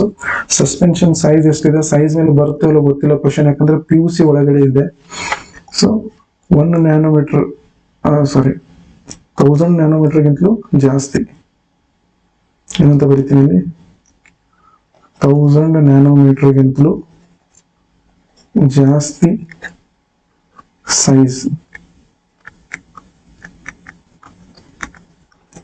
ಸೈಜ್ ಇದ್ರೆ ಅದಕ್ಕೆ ಏನಂತ ಕರಿತೀರಿ? ನಿಲಂಬಿತ ಮಿಶ್ರಣ ಅಂತ ಕರಿತೀರಿ. ಓಕೆನಾ? ಇದೇನಿದೆ ರೀ? 1 ನ್ಯಾನೋಮೀಟರ್ಗಿಂತಲೂ 1 ನ್ಯಾನೋಮೀಟರ್ ಹಿಡ್ಕೊಂಡು 1000 ನ್ಯಾನೋಮೀಟರ್ ಸೈಜ್ ಇರಬೇಕು. ಅದಕ್ಕೆ ಏನಂತ ಕರೀತಾರೆ? ಕಲೀಲ ದ್ರಾವಣ ಅಂತ ಕರೀತಾರೆ. ಇಲ್ಲೊಂದು ಇಂಪಾರ್ಟೆಂಟ್ ಇದರಲ್ಲಿ ಇದೆ ನೋಡಿ, ಈ ಪಾಯಿಂಟ್, ಇದರ ಬಗ್ಗೆ ನೆನ್ಪಿಟ್ಕೊಳ್ಳಿ, ಇದು ಬಹಳ ಇಂಪಾರ್ಟೆಂಟ್. ಇದಕ್ಕೆ ಏನಂತ ಕರೀತಾರೆ? ಟಿಂಡಾಲ್ ಇಫೆಕ್ಟ್ ಅಂತ ಕರೀತಾರೆ. ಏನಂತ ಕರೀತಾರೆ? Tyndall effect. ಟಿಂಡಾಲ್ ಇಫೆಕ್ಟ್ ಅಂದ್ರೆ ಏನು ನೋಡಿ? ಟಿಂಡಾಲ್ ಇಫೆಕ್ಟ್ ಏನಾಗ್ತದೆ ಅಂದ್ರೆ, ಇಲ್ಲಿ ನೋಡಿ, ಈಗ ನಿಮ್ದು ಇಲ್ಲೇನಿದೆ, ನೀವು ಲೈಟು ಈ ಕಡೆಯಿಂದ ನೋಡ್ತಾ ಇದ್ದೀರಿ ಅಂತ ತಿಳ್ಕೊಳ್ಳಿ. ಈ ಲೈಟ್ ಏನ್ ಮಾಡ್ತದೆ? ಲೈಟ್ ಅನ್ನ ನಾವು ಈ ಕಡೆಯಿಂದ ಬಿಡ್ತಾ ಇದ್ದೀವಿ. ಇಲ್ಲಿ ನೀವು ನಿಮ್ದು ಪಾರ್ಟಿಕಲ್ಸ್ಗಳು ಇದಾವೆ, ಧೂಳಿನ ಕಣಗಳಿದಾವೆ, ಕೊಲಾಯ್ಡಲ್ ಪಾರ್ಟಿಕಲ್ ಇದಾವೆ. ನೀವು ಇಲ್ಲಿಂದ ನೋಡ್ತಾ ಇದ್ದೀರಿ ಅಂತ ತಿಳ್ಕೊರಿ. ಎಷ್ಟು? 90 ಡಿಗ್ರಿಯಿಂದ ನೋಡಿದಾಗ ಇಲ್ಲಿ ಧೂಳಿನ ಕಣಗಳು ನಿಮ್ಗೆ ಗೊತ್ತಾಗ್ತದೆ. ಅವುಗಳು ಹೇಗಾಗ್ತವೆ ಅಂದ್ರೆ, ಸ್ಕ್ಯಾಟರಿಂಗ್ ಆಫ್ ಲೈಟ್ ಇಂದ ಇಲ್ಲಿ ಧೂಳಿನ ಕಣಗಳು ಏನಾಗ್ತದೆ? ಮೂವ್ಮೆಂಟ್ ಆಗೋದು ನಮ್ಗೆ ಗೊತ್ತಾಗ್ತದೆ. ಅಂದ್ರೆ ಆ ಲೈಟ್ ಬಿದ್ದ ಕೂಡಲೇ ಏನಾಗ್ತದೆ? ಚೆದರ್ತವೆ. ಏನಾಗ್ತವೆ? ಚದರಿಕೆ. ಇದ್ರ ಮೇಲೆ ಬಿದ್ದ ಕೂಡಲೇ ಲೈಟಿನ ಕಿರಣಗಳು ಏನಾಗ್ತವೆ? ಸ್ಪ್ರೆಡ್ ಆಗಕ್ಕೆ ಸ್ಟಾರ್ಟ್ ಆಗ್ತವೆ. ಸೊ ಈ ಇಫೆಕ್ಟ್ ಏನಂತ ಕರೀತಾರೆ? ಟಿಂಡಾಲ್ ಇಫೆಕ್ಟ್ ಅಂತ ಕರೀತಾರೆ. ನೋಡಿ, ಎಕ್ಸಾಮ್ ಅಲ್ಲಿ ಕ್ವಶನ್ಸ್ ಎದ್ರ ಮೇಲೆ ಬರ್ತದೆ ಅಂದ್ರೆ ಟಿಂಡಾಲ್ ಇಫೆಕ್ಟ್ ಮೇಲೆ ಕ್ವಶನ್ ಬರ್ತದೆ. ಇದಕ್ಕೆ ಶಾರ್ಟ್ ಕಟ್ ಏನ್ ಇಟ್ಕೊರಿ? ST ಅಂತ ನೆನ್ಪಿಟ್ಕೊಳ್ಳಿ. ST. ಎಸ್ ಅಂದ್ರೆ ಏನಪ್ಪಾ ಅಂದ್ರೆ ಸ್ಕ್ಯಾಟರಿಂಗ್ ಆಫ್ ಲೈಟ್. ನನಗೆ ಕನ್ನಡದಲ್ಲಿ ಹೇಳ್ಬೇಕಂದ್ರೆ ಹೇಳ್ತೀನಿ ತಡೀರಿ. ಸ್ಕ್ಯಾಟರಿಂಗ್ ಆಫ್ ಲೈಟ್ಗೆ ಏನಂತ ಕರೀತಾರೆ? ಟಿಂಡಾಲ್ ಇಫೆಕ್ಟ್ ಅಂತ ಕರೀತಾರೆ. ಏನಂತ ಕರೀತಾರೆ? Tyndall effect. ಈ ಶಾರ್ಟ್ ಕಟ್ ಒಂದು ಇಟ್ಕೊಂಡ್ಬಿಟ್ರೆ that much is enough. Scattering of ಲೈಟ್ಗೆ ಕನ್ನಡದಲ್ಲಿ ಏನಂತ ಕರೀತಾರೆ? ಬೆಳಕಿನ ಚದುರುವಿಕೆ. ಬೆಳಕಿನ ಚದುರುವಿಕೆ. ಈ ಬೆಳಕಿನ ಚದುರುವಿಕೆ ವಿದ್ಯಮಾನಕ್ಕೆ ಏನಂತ ಕರೀತಾರೆ? ಟಿಂಡಾಲ್ ಇಫೆಕ್ಟ್ ಅಂತ ಕರೀತಾರೆ, ಅಥವಾ ಟಿಂಡಾಲ್ ಪರಿಣಾಮ ಅಂತ ಕರೀತಾರೆ. ಸೊ ಈ ಟಿಂಡಾಲ್ ಪರಿಣಾಮ ಹೇಗೆ ಉತ್ಪತ್ತಿ ಆಗ್ತದಪ್ಪ ಅಂದ್ರೆ ಬೆಳಕಿನ ಚದುರಿಕೆಯಿಂದ ಉತ್ಪತ್ತಿ ಆಗ್ತದೆ. ಈ ರೀತಿ ಸಣ್ಣ ಕ್ವಶನ್ ಇದ್ರ ಮೇಲೆ ಬರ್ತದೆ. ಡೆಫಿನೆಟ್ ಆಗಿ ಇದೊಂದು ಇಂಪಾರ್ಟೆಂಟ್ ಪಾಯಿಂಟ್ ಇದೆ. ಓಕೆ, ಇಲ್ಲಿ ನೋಡಿ, ಇಲ್ಲಿ ಕಾಣ್ತಿದೆಲ್ಲ. ಸೊ ಇಲ್ಲಿ ಹೇಗಾಗಿದೆ? ಇಲ್ಲೆಲ್ಲ ಹೊರಗೆ ಆ ಕಡೆಯಿಂದ ಸೂರ್ಯನ ಬೆಳಕು ಬಿದ್ದಾಗ ಇಲ್ಲಿ ಮಂಜು ಕವಿದ ವಾತಾವರಣ ಇರ್ತದಲ್ಲ ಅಲ್ಲಿ ಏನಾಗ್ತದೆ ಲೈಟ್ ಸ್ಪ್ರೆಡ್ ಆಗ್ತದಲ್ಲ. ಸೊ ಇದು ಇಫೆಕ್ಟ್ ಏನಪ್ಪಾ ಅಂದ್ರೆ ಅದು ಟಿಂಡಾಲ್ ಪರಿಣಾಮ ಅಥವಾ ಟಿಂಡಾಲ್ ಇಫೆಕ್ಟ್ ಅಂತ ಹೇಳ್ತೀವಿ. ಇನ್ನೊಂದು ವಿಚಾರ, ಇಲ್ಲಿ ಒಂದು ಇಂಪಾರ್ಟೆಂಟ್ ಟರ್ಮ್ ಬರ್ತದೆ, ಸಾಲ್ ಅಂತ ಬರ್ತದೆ. ಓಕೆನಾ, ಕಲೀಲ ಕೊಲಾಯ್ಡಲ್ ಪಾರ್ಟಿಕಲ್ ಎದರಿಂದ ಮಾಡಲ್ಪಟ್ಟಿರ್ತದಪ್ಪ ಅಂದ್ರೆ ಎರಡು ಇಂಪಾರ್ಟೆಂಟ್ ಕಾಂಪೋನೆಂಟ್ಗಳು ಅವಕ್ಕೆ ಏನಂತ ಕರೀತಾರೆ, ಒಂದು ಪ್ರಸರಣ ಮಾಧ್ಯಮ, ಮತ್ತೊಂದು ಪ್ರಸರಣ ಹಂತ. ಓಕೆನಾ, ಪ್ರಸರಣ ಮಾಧ್ಯಮ ಮತ್ತೊಂದು ಪ್ರಸರಣ ಹಂತ, ಇವೆರಡು ಏನಿದೆ ಎರಡು ಇಂಪಾರ್ಟೆಂಟ್ ಘಟಕಾಂಶಗಳಂದ್ರೆ ಏನು, ಕಾಂಪೋನೆಂಟ್ಸ್ಗಳು. ಓಕೆನಾ, ಸೊ ಒಂದನ್ನ ಅರ್ಥ ಮಾಡ್ಕೋಬೇಕು, ದ್ರವ್ಯ ರೀತಿಯ ಘಟಕ ಅಥವಾ ಪ್ರಸರಣ ಘಟಕಗಳನ್ನು ಪ್ರಸರಣ ಹಂತ ಎಂದು ಕರೀತಾರೆ. ನಿಲಂಬಿತವಾಗಿರುವ ಪ್ರಸರಣ ಹಂತದ ಘಟಕವನ್ನು ಪ್ರಸರಣ ಮಾಧ್ಯಮ ಎಂದು ಕರೀತಾರೆ. ಸಾರಿ, ನನ್ನ ಕನ್ನಡ ಸ್ವಲ್ಪ ಏನಾಗಿದೆ, ಇದು ತಪ್ಪೋಗ್ಬಿಟ್ಟಿದೆ. ಆಕ್ಚುಲಿ ನಾವೆಲ್ಲ ಇಂಗ್ಲಿಷಲ್ಲಿ ಮಕ್ಕಳಿಗೆ ಹೇಳೋದ್ರಿಂದ ನಾವು ಜಾಸ್ತಿ ಇದ್ರ ಬಗ್ಗೆ ಪರ್ಟಿಕ್ಯುಲರ್ ವರ್ಡ್ ನನ್ಗೆ ಗೊತ್ತಿಲ್ಲ, ಬಟ್ ಇಂಗ್ಲಿಷ್ನಲ್ಲಿ ಹೇಳ್ತೀನಿ, ಸಿಂಪಲ್ ಆಗಿ ಹೇಳ್ತೀನಿ ನೋಡಿ. ಏನಿದೆಪ್ಪ ಅಂದ್ರೆ ಕೊಲಾಯ್ಡಲ್ ಪಾರ್ಟಿಕಲ್ ಅಲ್ಲಿ ಎರಡು ರೀತಿ ಇದೆ. ಕೊಲಾಯ್ಡಲ್ ಪಾರ್ಟಿಕಲ್ ಈ ಕೊಲಾಯ್ಡಲ್ ಪಾರ್ಟಿಕಲ್ಗಳು ಎದರಿಂದ ಮಾಡಲ್ಪಟ್ಟಿದೆ ಅಂದ್ರೆ ಎರಡರಿಂದ ಮಾಡಲ್ಪಟ್ಟಿದೆ. ಒಂದನ್ನು ಏನಂತ ಕರೀತಾರೆ, ಡಿಸ್ಪರ್ಸ್ಡ್ ಫೇಸ್ ಪಾರ್ಟಿಕಲ್, ಮತ್ತೊಂದನ್ನು ಏನಂತ ಕರೀತಾರೆ, ಡಿಸ್ಪರ್ಷನ್ ಮೀಡಿಯಂ ಅಂತ ಕರೀತಾರೆ. ಏನಂತ ಕರೀತಾರೆ, ಡಿಸ್ಪರ್ಷನ್ ಮೀಡಿಯಂ. ಓಕೆನಾ, ಈ ಮೀಡಿಯಂ ಅಂದ್ರೆ ಇದು ಮಾಧ್ಯಮ, ಇದಕ್ಕೆ ಡಿಸ್ಪರ್ಷನ್ ಮೀಡಿಯಂ DM ಅಂತ ಕರೀತಾರೆ. ಇದೇನಿದೆ, ಡಿಸ್ಪರ್ಸ್ಡ್ ಫೇಸ್ ಪಾರ್ಟಿಕಲ್. ಓಕೆನಾ, ಸೊ ಈ ರೀತಿ ಎರಡು ರೀತಿ ಇರ್ತವೆ. ಇವೆರಡು ಇಂಪಾರ್ಟೆಂಟ್. ಇದು ಕೊಲಾಯ್ಡಲ್ದು ಸೊಲ್ಯೂಷನ್ ಎರಡು ಇಂಪಾರ್ಟೆಂಟ್ ಕಾಂಪೋನೆಂಟ್ ಘಟಕಾಂಶಗಳು. ಎಕ್ಸಾಮ್ ಅಲ್ಲಿ ಕೇಳಿದ್ರೆ ಎಷ್ಟು ಘಟಕಾಂಶಗಳು ಇರ್ತಾವಪ್ಪ ಅಂದ್ರೆ ಎರಡು ಇರ್ತವೆ. ಓಕೆನಾ, ಒಂದು ಯಾವುದು ಪ್ರಸರಣ ಮಾಧ್ಯಮ, ಇನ್ನೊಂದು ಪ್ರಸರಣ ಹಂತ. ಇವೆರಡು ನೆನ್ಪಿಟ್ಕೊಳ್ಳಿ. ಓಕೆನಾ, ನೆಕ್ಸ್ಟ್ ಬಂದು ಈ ಟೇಬಲ್ ಇದೆಲ್ಲ ತುಂಬಾ important. This table is very important, compulsory. ಇಲ್ಲೇ ಅಂತಿಲ್ಲ, PUC ಒಳಗಡೆ ನೀಟ್ ಎಕ್ಸಾಮ್ ಹಿಡ್ಕೊಂಡು JEE ಎಕ್ಸಾಮ್ ಹಿಡ್ಕೊಂಡು ನಾವು ನವೋದಯ ಕೇಂದ್ರೀಯ ವಿದ್ಯಾಲಯ ಎಲ್ಲಾದ್ರೂ ಬರೀತೀವಲ್ಲ, ಎಲ್ಲ ಎಕ್ಸಾಮ್ ಅಲ್ಲಿ ಇದ್ರ ಮೇಲೆ ಕ್ವಶನ್ಸ್ ಬಂದಿದೆ. ಓಕೆನಾ, ಈ ಟೇಬಲ್ ಒಳಗಡೆಯಿಂದ ಸ್ಪೆಷಲಿ ಕೆಮಿಸ್ಟ್ರಿ ಪಾರ್ಟ್ ಅಲ್ಲಿ. So this table is very important. ಇಲ್ಲಿ ಏನ್ ಹೇಳ್ತದೆ, ಡಿಸ್ಪರ್ಸ್ಡ್ ಫೇಸ್ ಪಾರ್ಟಿಕಲ್ ಮತ್ತೆ ಡಿಸ್ಪರ್ಷನ್ ಮೀಡಿಯಂ ಇದ್ದಾಗ ಅವುಗಳಿಗೆ ಏನಂತ ಕರಿತೀರಿ ಅಂತ ಬರ್ತದೆ. ಸೊ ನೀವು ಸಿಂಪಲ್ ಆಗಿರೋದು ಹೇಳ್ಬೇಕಂದ್ರೆ ಇಲ್ಲಿ ನೋಡಿ, ಒಂದ್ ವೇಳೆ ನಾನೇನ್ ಮಾಡ್ತೀನಿ ಇದನ್ನ, okay, for example dispersed phase particle ದ್ರವ ಡಿಸ್ಪರ್ಷನ್ ಮೀಡಿಯಂ ಹೇಳೋದು, I will switch to the English medium ಅಲ್ಲಿ ಸ್ವಿಚ್ ಆಗ್ತೀನಿ, ಸ್ವಲ್ಪ ಈಸಿ ಆಗ್ತದೆ ನನಗೆ ಹೇಳಿಕೆ. Okay, all right. ಇಲ್ಲಿ ನೋಡಿ, ಡಿಸ್ಪರ್ಸ್ಡ್ ಫೇಸ್ ಲಿಕ್ವಿಡ್ ಇದ್ದು ಡಿಸ್ಪರ್ಷನ್ ಮೀಡಿಯಂ ಗ್ಯಾಸ್ ಇದ್ರೆ ಅದಕ್ಕೆ ಏನಂತ ಕರಿತೀರಿ, ಏರೋಸಾಲ್ ಅಂತ ಕರಿತೀರಿ.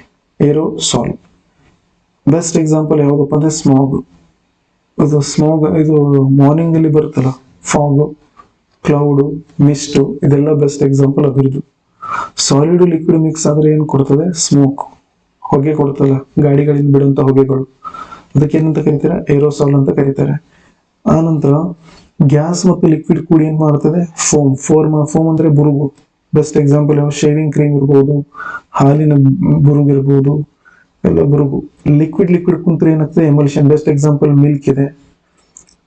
ನೋಡಿ, ನಾನು ಸ್ವಲ್ಪ ಇದರಲ್ಲಿ ಇಂಪಾರ್ಟೆಂಟ್ ಇರೋದು ಪಾಯಿಂಟ್ ಮಾಡ್ತೀನಿ, ಯಾಕಂದ್ರೆ ಎಲ್ಲವೂ ಕೇಳ್ತಾನಂತ ನಂಗೆ ಹೇಳಕ್ಕಾಗಲ್ಲ, ಸ್ವಲ್ಪ ಅದರಲ್ಲೇ ಇಂಪಾರ್ಟೆಂಟ್ ಇರೋದು ಇದು ಎಮಲ್ಷನ್ ಒಂದು. ಮತ್ತೆ ನೀವು ಇದು ಮಂಜು ಗೊತ್ತಿರಲ್ಲ, ಇದು ಒಂದು ಇಂಥ ಇಂಪಾರ್ಟೆಂಟ್ ಇರೋದು ಸ್ವಲ್ಪ ನೋಡ್ಕೋಬೇಕು.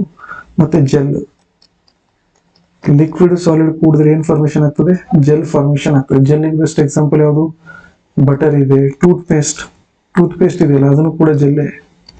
ಟೂತ್ ಪೇಸ್ಟ್, ನೀವು ಬಳಸ್ಕೊಡುವಂತ ಕ್ರೀಮು, ಅವೆಲ್ಲ ಅದರಲ್ಲೇ ಬರ್ತದೆ. ಸಾಲಿಡ್ ಕುಂತ್ರೆ ಇದು ಬೆಸ್ಟ್ ಎಕ್ಸಾಂಪಲ್ ಅಂದ್ರೆ ಕಲರ್ಡ್ ಜಮ್ ಸ್ಟೋನ್ ಅಥವಾ ಗ್ಲಾಸ್ ಇನ್ಫಾರ್ಮೇಶನ್ ಆಗ್ತದೆ ಅದು. ಸೊ ಇದು ಒಂದು ನೆನ್ಪಿಟ್ಕೊಳ್ಳಿ, ಇದೊಂದು ನೆನ್ಪಿಟ್ಕೊಳ್ಳಿ. ಓಕೆನಾ, these are the very important, ಯಾಕಂದ್ರೆ ಸ್ವಲ್ಪ ಅದರಲ್ಲಿ ಪಾಪ್ಯುಲರ್ ಅಂತ ಇವು. ಓಕೆ, ಬನ್ನಿ ಮತ್ತೊಂದು ಪಾಯಿಂಟ್ ನಿಮ್ಮ ಸಿಲೆಬಸ್ ಅಲ್ಲಿ ಕೊಟ್ಟಿದ್ದೇನೆ. Anomalous expansion of water. Anomalous expansion of water ಹೀಗಂದ್ರೆ ಏನು ಮೊದಲು ಡಿಸ್ಕಸ್ ಮಾಡೋಣ. ಅಂದ್ರೆ ನೀರು ಒಂದು ಡಿಫ್ರೆಂಟ್ ರೀತಿಯಾದಂಥ ಪ್ರಾಪರ್ಟಿ ತೋರಿಸ್ತದೆ. ಏನು ಹಾಗಂದ್ರೆ ಏನು ಅಂತ ನೋಡೋಣ. ಇದು ನೀರಿಂದ ಒಂದು ಅಬ್ನಾರ್ಮಲ್ ಪ್ರಾಪರ್ಟಿ ಇದೆ. ಏನಿದೆ? Abnormal property. ನಾನೇನು ನೋಟ್ಸ್ ಕೊಟ್ಟಿದ್ದೆಲ್ಲ this much will be helpful for your exam point of view ಈ ಟಾಪಿಕ್ ಮೇಲೆ. ಓಕೆನಾ? ನೋಡಿ, ಆಕ್ಚುಲಿ ಏನಾಗ್ತದೆ ಅಂದ್ರೆ ಎಲ್ಲ, ಫಾರ್ ಎಕ್ಸಾಂಪಲ್ ನಾವೇನ್ ಮಾಡ್ತಿದ್ವಿ, ಟೆಂಪರೇಚರ್ ಏನ್ ಮಾಡ್ತೀವಿ, ನೀರೇನಾಗ್ತದೆ ಇಲ್ಲಿ ಅಬ್ನಾರ್ಮಲ್ ಎಕ್ಸ್ಪಾನ್ಷನ್ ಏನಾಗ್ತದೆ ಅಂದ್ರೆ ಇಲ್ಲಿ ಆಕ್ಚುಲಿ ಬಂದು ನೀರು expand instead of contrast. Expand instead of contrast ಹಿಂಗಂದ್ರೆ ಏನು, ಸ್ವಲ್ಪ ಇದ್ರ ಬಗ್ಗೆ ನಾನಿಲ್ಲಿ ಎಕ್ಸ್ಪ್ಲೇನ್ ಮಾಡ್ತೀನಿ. ನೋಡಿ, what I do, I will take here itself. ನೋಡಿ, ಯಾವುದೇ ಒಂದು ವಸ್ತು ಇದೆ ಅಂತ ತಿಳ್ಕೊಳ್ಳಿ, ನೀರಿಗೆ ಬಿಟ್ಟು. ಅರ್ಥ ಆಗ್ತದೆ? ನೀವು ಟೆಂಪರೇಚರ್ ಜಾಸ್ತಿ ಮಾಡ್ತಾ ಹೋದ ಹಾಗೆ ಏನಾಗ್ತದೆ, ಅವೆಲ್ಲ ಏನಾಗ್ತವ್ರಿ, ಕಾಂಟ್ರಾಸ್ಟ್ ಆಗ್ತಾ ಹೋಗ್ತವೆ. ಕಾಂಟ್ರಾಸ್ಟ್ ಅಂದ್ರೆ ಏನಪ್ಪಾ ಅಂದ್ರೆ, ನೀವು ಟೆಂಪರೇಚರ್ ಕಡಿಮೆ ಮಾಡ್ಕೋತಾ ಹೋಗ್ತಾ ಇದೀರಿ, you are decreasing the temperature. Temperature ಏನ್ ಮಾಡ್ತಾ ಇದೀರಿ? ಕಡಿಮೆ ಮಾಡ್ತಾ ಇದೀರಿ. ಟೆಂಪರೇಚರ್ ಕಡಿಮೆ ಮಾಡೋದ್ರಿಂದ ಅವುಗಳ ಒಳಗಿರುವಂತಹ ಎನರ್ಜಿ ಏನಿದೆಯಲ್ಲ, ಮೂವ್ಮೆಂಟ್ ಆಫ್ ಎನರ್ಜಿ ಅದೇನಾಗ್ತದೆ, ಸ್ಲೋ ಆಗ್ತದೆ. ಸ್ಲೋ ಆಗೋದ್ರಿಂದ ಎಲ್ಲ ಒಂದಕ್ಕೊಂದು ಹತ್ರ ಬರ್ತವೆ. ಒಂದಕ್ಕೊಂದು ಹತ್ರ ಬಂದು ಏನಾಗ್ತದೆ, ಅವೇನಾಗ್ತವೆ, ಕಾಂಪ್ರೆಸ್ ಆಗಿ ಸ್ಟಾರ್ಟ್ ಆಗ್ತವೆ. ಓಕೆನಾ? ಆದ್ರೆ ನೀರಲ್ಲಿ ಹಾಗಲ್ಲ. ಈ ರೀತಿ ಕಾಂಪ್ರೆಷನ್ ನೀವು ಎಲ್ಲಿ ತನಕ ನೋಡ್ಲಿಕ್ಕೆ ಸಿಗ್ತದೆ, ನೀರ್ ಒಳಗಡೆ 4 ತನಕ ನೋಡ್ಲಿಕ್ಕೆ ಸಿಗ್ತದೆ. goes up to 4 to 0. It become less dense. ಎಲ್ಲವೂ ಏನಾಗ್ತದೆ, ಹತ್ರ ಬಂದು ಡೆನ್ಸಿಟಿ ಜಾಸ್ತಿ ಆಗ್ತಾ ಹೋದ್ರೆ ನೀರಿನಲ್ಲಿ ಏನಾಗ್ತದೆ, ಡೆನ್ಸಿಟಿ ಅಪ್ ಟು 4 ತನಕ ಡೆನ್ಸಿಟಿ ಇರ್ತದೆ. ಬಟ್ 4 to 0 ಹೋದಾಗ ಡೆನ್ಸಿಟಿ ಕಡಿಮೆ ಆಗ್ತದೆ, ಲೆಸ್ ಡೆನ್ಸಿಟಿ ಆಗ್ತದೆ. ಅರ್ಥ ಆಯ್ತಾ? ಓಕೆ, ಅರ್ಥ ಆಗಿಲ್ಲ ಅಂದ್ರೆ what I do, I will take ಒಂದು ಸಿಂಪಲ್ ಆಗಿ ಹೇಳಕ್ ಇಷ್ಟಪಡ್ತೀನಿ, ಲೈಕ್ ದಿಸ್. ಓಕೆ, ನಾವು ಲುಕ್ ಎಟ್ ಹಿಯರ್. ನಾವೇನ್ ಮಾಡಿದ್ವಿ, ನಾವು ವಾಟರ್ ಮಾಲಿಕ್ಯೂಲ್ ತಗೊಂಡಿದ್ವಿ. ಇಲ್ಲಿ ವಾಟರ್ ಮಾಲಿಕ್ಯೂಲ್ಸ್ ಇದೆ ಅಂತ ತಿಳ್ಕೊಳ್ಳಿ. These all are what? Water molecules. ಓಕೆನಾ? ಸ್ವಲ್ಪ ಲಿಕ್ವಿಡ್ ಅಂತ ಕೂಡಲೇ ಸ್ವಲ್ಪ ದೂರದಲ್ಲಿ ಇದಾವೆ ಅಂತ ತಿಳ್ಕೊಳ್ಳಿ. ಓಕೆ, ನಾವೇನ್ ಮಾಡ್ತಾ ಇದೀವಿ, ಟೆಂಪರೇಚರ್ ಅನ್ನ ಡಿಕ್ರೀಸ್ ಮಾಡ್ತಾ ಇದೀವಿ. We R decreasing the temperature. ಎಷ್ಟು? ಈಗ ಸಪೋಸ್ 25 ಡಿಗ್ರಿ ಇದೆ ಅಂತ ತಿಳ್ಕೊಳ್ಳಿ. ಆ 25 ಇಂದ ನಾನೇನ್ ಮಾಡಿದೀನಿ, 10 ಡಿಗ್ರಿ ಸೆಲ್ಸಿಯಸ್ಗೆ ಮಾಡಿದ್ದೀನಿ. 10 ಡಿಗ್ರಿ ಸೆಲ್ಸಿಯಸ್ಗೆ ಮಾಡಿದಾಗ ಇವುಗಳೇನದು ಸ್ವಲ್ಪ ಹತ್ರ ಬಂದು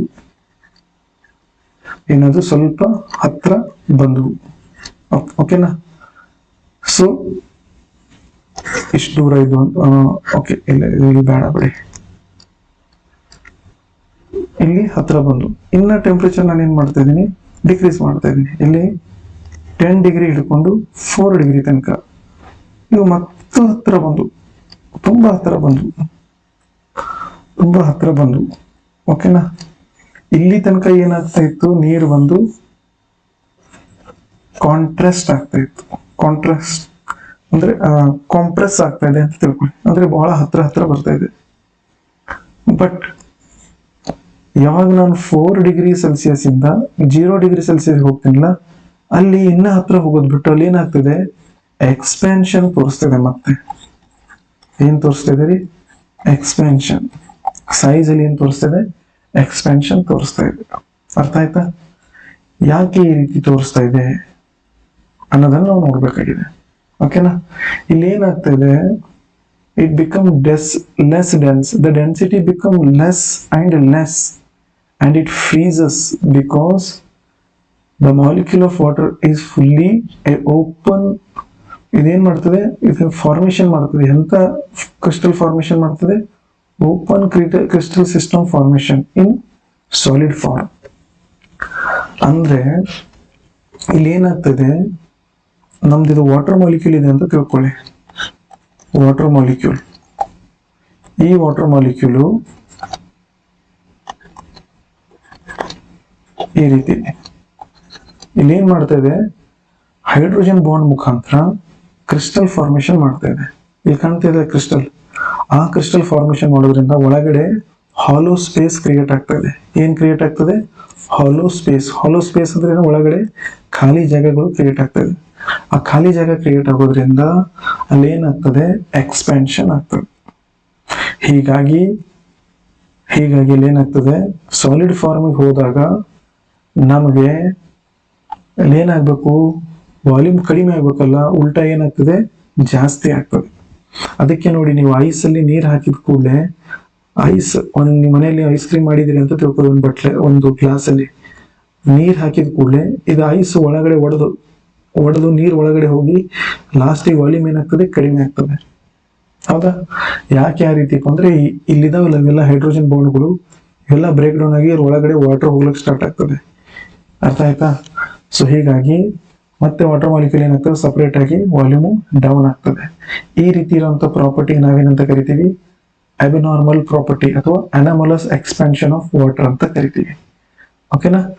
ಇದು ಯಾವಾಗ ಪಾಸಿಬಲ್ ಇದೆಯಪ್ಪ ಅಂದ್ರೆ, ವಾಟರ್ ಯಾವಾಗ ತೋರಿಸ್ತಾ ಇದೆ ಅಂದ್ರೆ, ನಾನು ಅದನ್ನೇ ಇಲ್ಲಿ ಬರ್ದಿದ್ದೀನಿ ನೋಡ್ರಿ. ಲಿಕ್ವಿಡ್ಸ್ ಗೆಟ್ ಕಾಂಟ್ರಾಕ್ಟ್ ಅಂದ್ರೆ ಏನಾಗ್ತದೆ? ಕಾಂಪ್ರೆಷನ್ ಆಗ್ತದೆ on cooling and it's density increases. ನಾನು ಆಗಲೇ ಹೇಳಿದ್ನಲ್ಲ, ಇಲ್ಲೆಲ್ಲ ಕಾಂಟ್ರಾಸ್ಟ್ ಆಗಿ ಹತ್ರ ಬಂದು ಡೆನ್ಸಿಟಿ ಇನ್ಕ್ರೀಸ್ ಆಗ್ತದೆ. However water is a special, it contrasts when it cool up to 4 degrees Celsius, but thereafterwards as it reaches to 0, ಅದು ಐಸ್ ಆದ ಕೂಡಲೇ ಇದ್ರ ಡೆನ್ಸಿಟಿ ಏನಾಗ್ತದೆ? ಡಿಕ್ರೀಸ್ ಆಗ್ತದೆ. ಅಲ್ಲಿ ಮತ್ತೆ ಅದು ಏನಾಗಕ್ಕೆ ಸ್ಟಾರ್ಟ್ ಆಗ್ತದೆ? ಎಕ್ಸ್ಪ್ಯಾಂಡ್ ಆಗ್ಲಿಕ್ಕೆ ಸ್ಟಾರ್ಟ್ ಆಗ್ತದೆ. thereafterwards it begin to expand. ಇಲ್ಲಿ ಬರ್ದಿದೆ ನೋಡಿ, thereafterwards it begins to expand when it reaches to 0 reach ಆದಾಗ ಮತ್ತೆ ಇದೇನಾಗ್ತದೆ? ಎಕ್ಸ್ಪ್ಯಾಂಡ್ ಆಗಿ ಐಸ್ ಆಗ್ತದೆ. ಹೈಡ್ರೋಜನ್ ಬಾಂಡ್ ಫಾರ್ಮೇಶನ್ ಮಾಡಿದ ಮುಖಾಂತರ ಇಲ್ಲಿ ಅದನ್ನು ರೀಸನ್ ಕೊಟ್ಟಿದೆ ನೋಡಿ. Hydrogen bonding between the oxygen atom and negatively charged hydrogen atom of the other positively charged oxygen atom. Oxygen ಆಟಮ್ದು ನೆಗೆಟಿವ್, ಇದರ negative charge, hydrogen atom positive charge. ಇದು ಯಾವ್ದು ಹೈಡ್ರೋಜನ್ ಅಪ್ಪ ಅಂದ್ರೆ ಇದು ಮತ್ತೊಂದು ಆಕ್ಸಿಜನ್ದು. ಈ ರೀತಿ ಅರ್ಥ ಆಯ್ತಾ ನಾನು ಹೇಳಿದ್ದು? ಸೊ ಈ ರೀತಿಯಾಗಿ ಇಲ್ಲಿ ಏನಾಗ್ತದೆ? ಟೋಳು ಜಾಗ, ಖಾಲಿ ಜಾಗ ಇರ್ತದಲ್ಲ, ಆ ಖಾಲಿ ಜಾಗದಿಂದ ಏನ್ ಫಾರ್ಮೇಶನ್ ಮಾಡ್ತದೆ? ಹೈಡ್ರೋಜನ್ ಬಾಂಡ್ ಫಾರ್ಮೇಶನ್ ಮಾಡ್ತದೆ. ಈ ಹೈಡ್ರೋಜನ್ ಬಾಂಡ್ ಮುಖಾಂತರ ಏನಾಗ್ತದೆ? ಇಲ್ಲಿ ಖಾಲಿ ಜಾಗ ಇರ್ತದಲ್ಲ, ಲಾಸ್ಟಿಗೆ ಇದು ಬ್ರೇಕ್ ಡೌನ್ ಆಗ್ತದೆ. ಬ್ರೇಕ್ ಡೌನ್ ಆಗೋದ್ರಿಂದ ವಾಲ್ಯೂಮ್ ಆಟೋಮೆಟಿಕ್ಲಿ ಏನಾಗ್ತದೆ? ಡಿಕ್ರೀಸ್ ಆಗ್ತದೆ. ಯಾವಾಗ ನೀವು ಸಾಲಿಡ್ ಇಂದ ಲಿಕ್ವಿಡ್ ಕನ್ವರ್ಟ್ ಮಾಡ್ತೀರಿ. ಉಲ್ಟಾ ಮಾಡಕ್ ಹೋದ್ರೆ ಏನಾಗ್ತದೆ ಅಂದ್ರೆ, ನೀವು ಟೆಂಪರೇಚರ್ ಕಡಿಮೆ ಮಾಡ್ತಾ ಹೋದಂಗೆ ಏನಾಗ್ತದೆ? ಸ್ಟಾರ್ಟಿಂಗ್ ಸ್ವಲ್ಪ ಕಾಂಪ್ರೆಸ್ ಆಗಕ್ ಸ್ಟಾರ್ಟ್ ಆಗ್ತದೆ, ಹತ್ರ ಬರಕ್ ಸ್ಟಾರ್ಟ್ ಆಗ್ತದೆ ಅಪ್ ಟು 4 ಡಿಗ್ರಿ ಸೆಲ್ಸಿಯಸ್. ನೀವು 4 ಡಿಗ್ರಿ ಸೆಲ್ಸಿಯಸ್ ಇಂದ 0 ಡಿಗ್ರಿ ಸೆಲ್ಸಿಯಸ್ ಹೋದ್ರೆ ಮತ್ತೆ ಯಾವ ರೂಪ ತೊಳ್ತವೆ? ಈ ರೂಪ ತೊಳ್ತವೆ. ಅದೇನಾಗ್ತದೆ? ಇವೆಲ್ಲ ಹತ್ರ ಇದ್ದಿದ್ದೆಲ್ಲ ಮತ್ತೆ ಏನಾಗಕ್ಕೆ ಸ್ಟಾರ್ಟ್ ಆಗ್ತವೆ? ದೂರ ಸ್ಟಾರ್ಟ್ ಆಗ್ತವೆ. ಸೊ ಈ ಒಂದು ಉಲ್ಟಾ ಒಂಥರ ಡಿಫ್ರೆಂಟ್ ಏನ್ ನೇಚರ್ ಇದೆಲ್ಲ ವಾಟರ್ದು, ಇದಕ್ಕೆ ನಾವೇನಂತ ಕರಿತೀವಿ? Abnormal behaviour of the water ಅಂತ ಕರಿತೀವಿ. So abnormal behaviour of the water ನಿಮ್ಗೆ ಎಲ್ಲಿ ನೋಡ್ಲಿಕ್ಕೆ ಸಿಗ್ತದೆ ಅಂದ್ರೆ 0 ಡಿಗ್ರಿ ಸೆಲ್ಸಿಯಸ್ಗೆ ಐಸ್ ಆದಾಗ ನೋಡ್ಲಿಕ್ಕೆ ಸಿಗ್ತದೆ. ಓಕೆನಾ? ಇದಕ್ಕೆ ಕಾರಣಕರ್ತರು ಯಾರಪ್ಪ ಅಂದ್ರೆ ಹೈಡ್ರೋಜನ್ ಬಾಂಡಿಂಗ್. ಇವೆರಡು ಪಾಯಿಂಟ್ ನೀವು ನೆನ್ಪಿಟ್ಕೋಬೇಕು. ಓಕೆನಾ? ಅಬ್ನಾರ್ಮಲ್ ಎಕ್ಸ್ಟೆನ್ಷನ್ ಅಲ್ಲಿ ಏನಾಗ್ತದೆ? ಐಸ್ ಆದಾಗ ಎಲ್ಲಾ ಮಾಲಿಕ್ಯೂಲ್ಗಳು ಹತ್ರ ಇರಲ್ಲ, ಬದಲಾಗಿ ಏನಾಗ್ತವೆ? ದೂರ ಇರ್ತವೆ. ಅರ್ಥ ಆಯ್ತಾ? So this much is the point about the abnormal behavior of the water. I hope you understood all these things. ಇವತ್ತೇನೋ ಸ್ವಲ್ಪ ಡಿಫರೆಂಟ್ ಆಗಿ ಮಾಡಕ್ ಪ್ರಯತ್ನ ಪಟ್ಟಿದ್ದೀನಿ, ಬಟ್ ಗಾಡ್ ಪ್ರಾಮಿಸ್ ನನಗಂತೂ ಇವತ್ತಿನ ಕ್ಲಾಸ್ ಅಷ್ಟೇನು ಎಫೆಕ್ಟಿವ್ ಆಗಿಲ್ಲ ಅಂತ ಅನ್ಸುತ್ತೆ. Let me know through the comments. ಇದೊಂಥರ ಒಂದು ಡೆಮೋ ತರ ಅಂತ ತಿಳ್ಕೊಂಬಿಡಿ. Once again I will take this all classes in only ಇಂಗ್ಲಿಷಲ್ಲಿ ನಾನು ಹೇಳ್ಬಿಟ್ಟು ಕನ್ನಡದಲ್ಲಿ ಎಕ್ಸ್ಪ್ಲೇನ್ ಮಾಡೋದು ತುಂಬಾ ಒಳ್ಳೇದು ಅನಿಸ್ತಾ ಇದೆ ನನಗೆ. ನೋಡೋಣ. Please comment about this video. Thank you.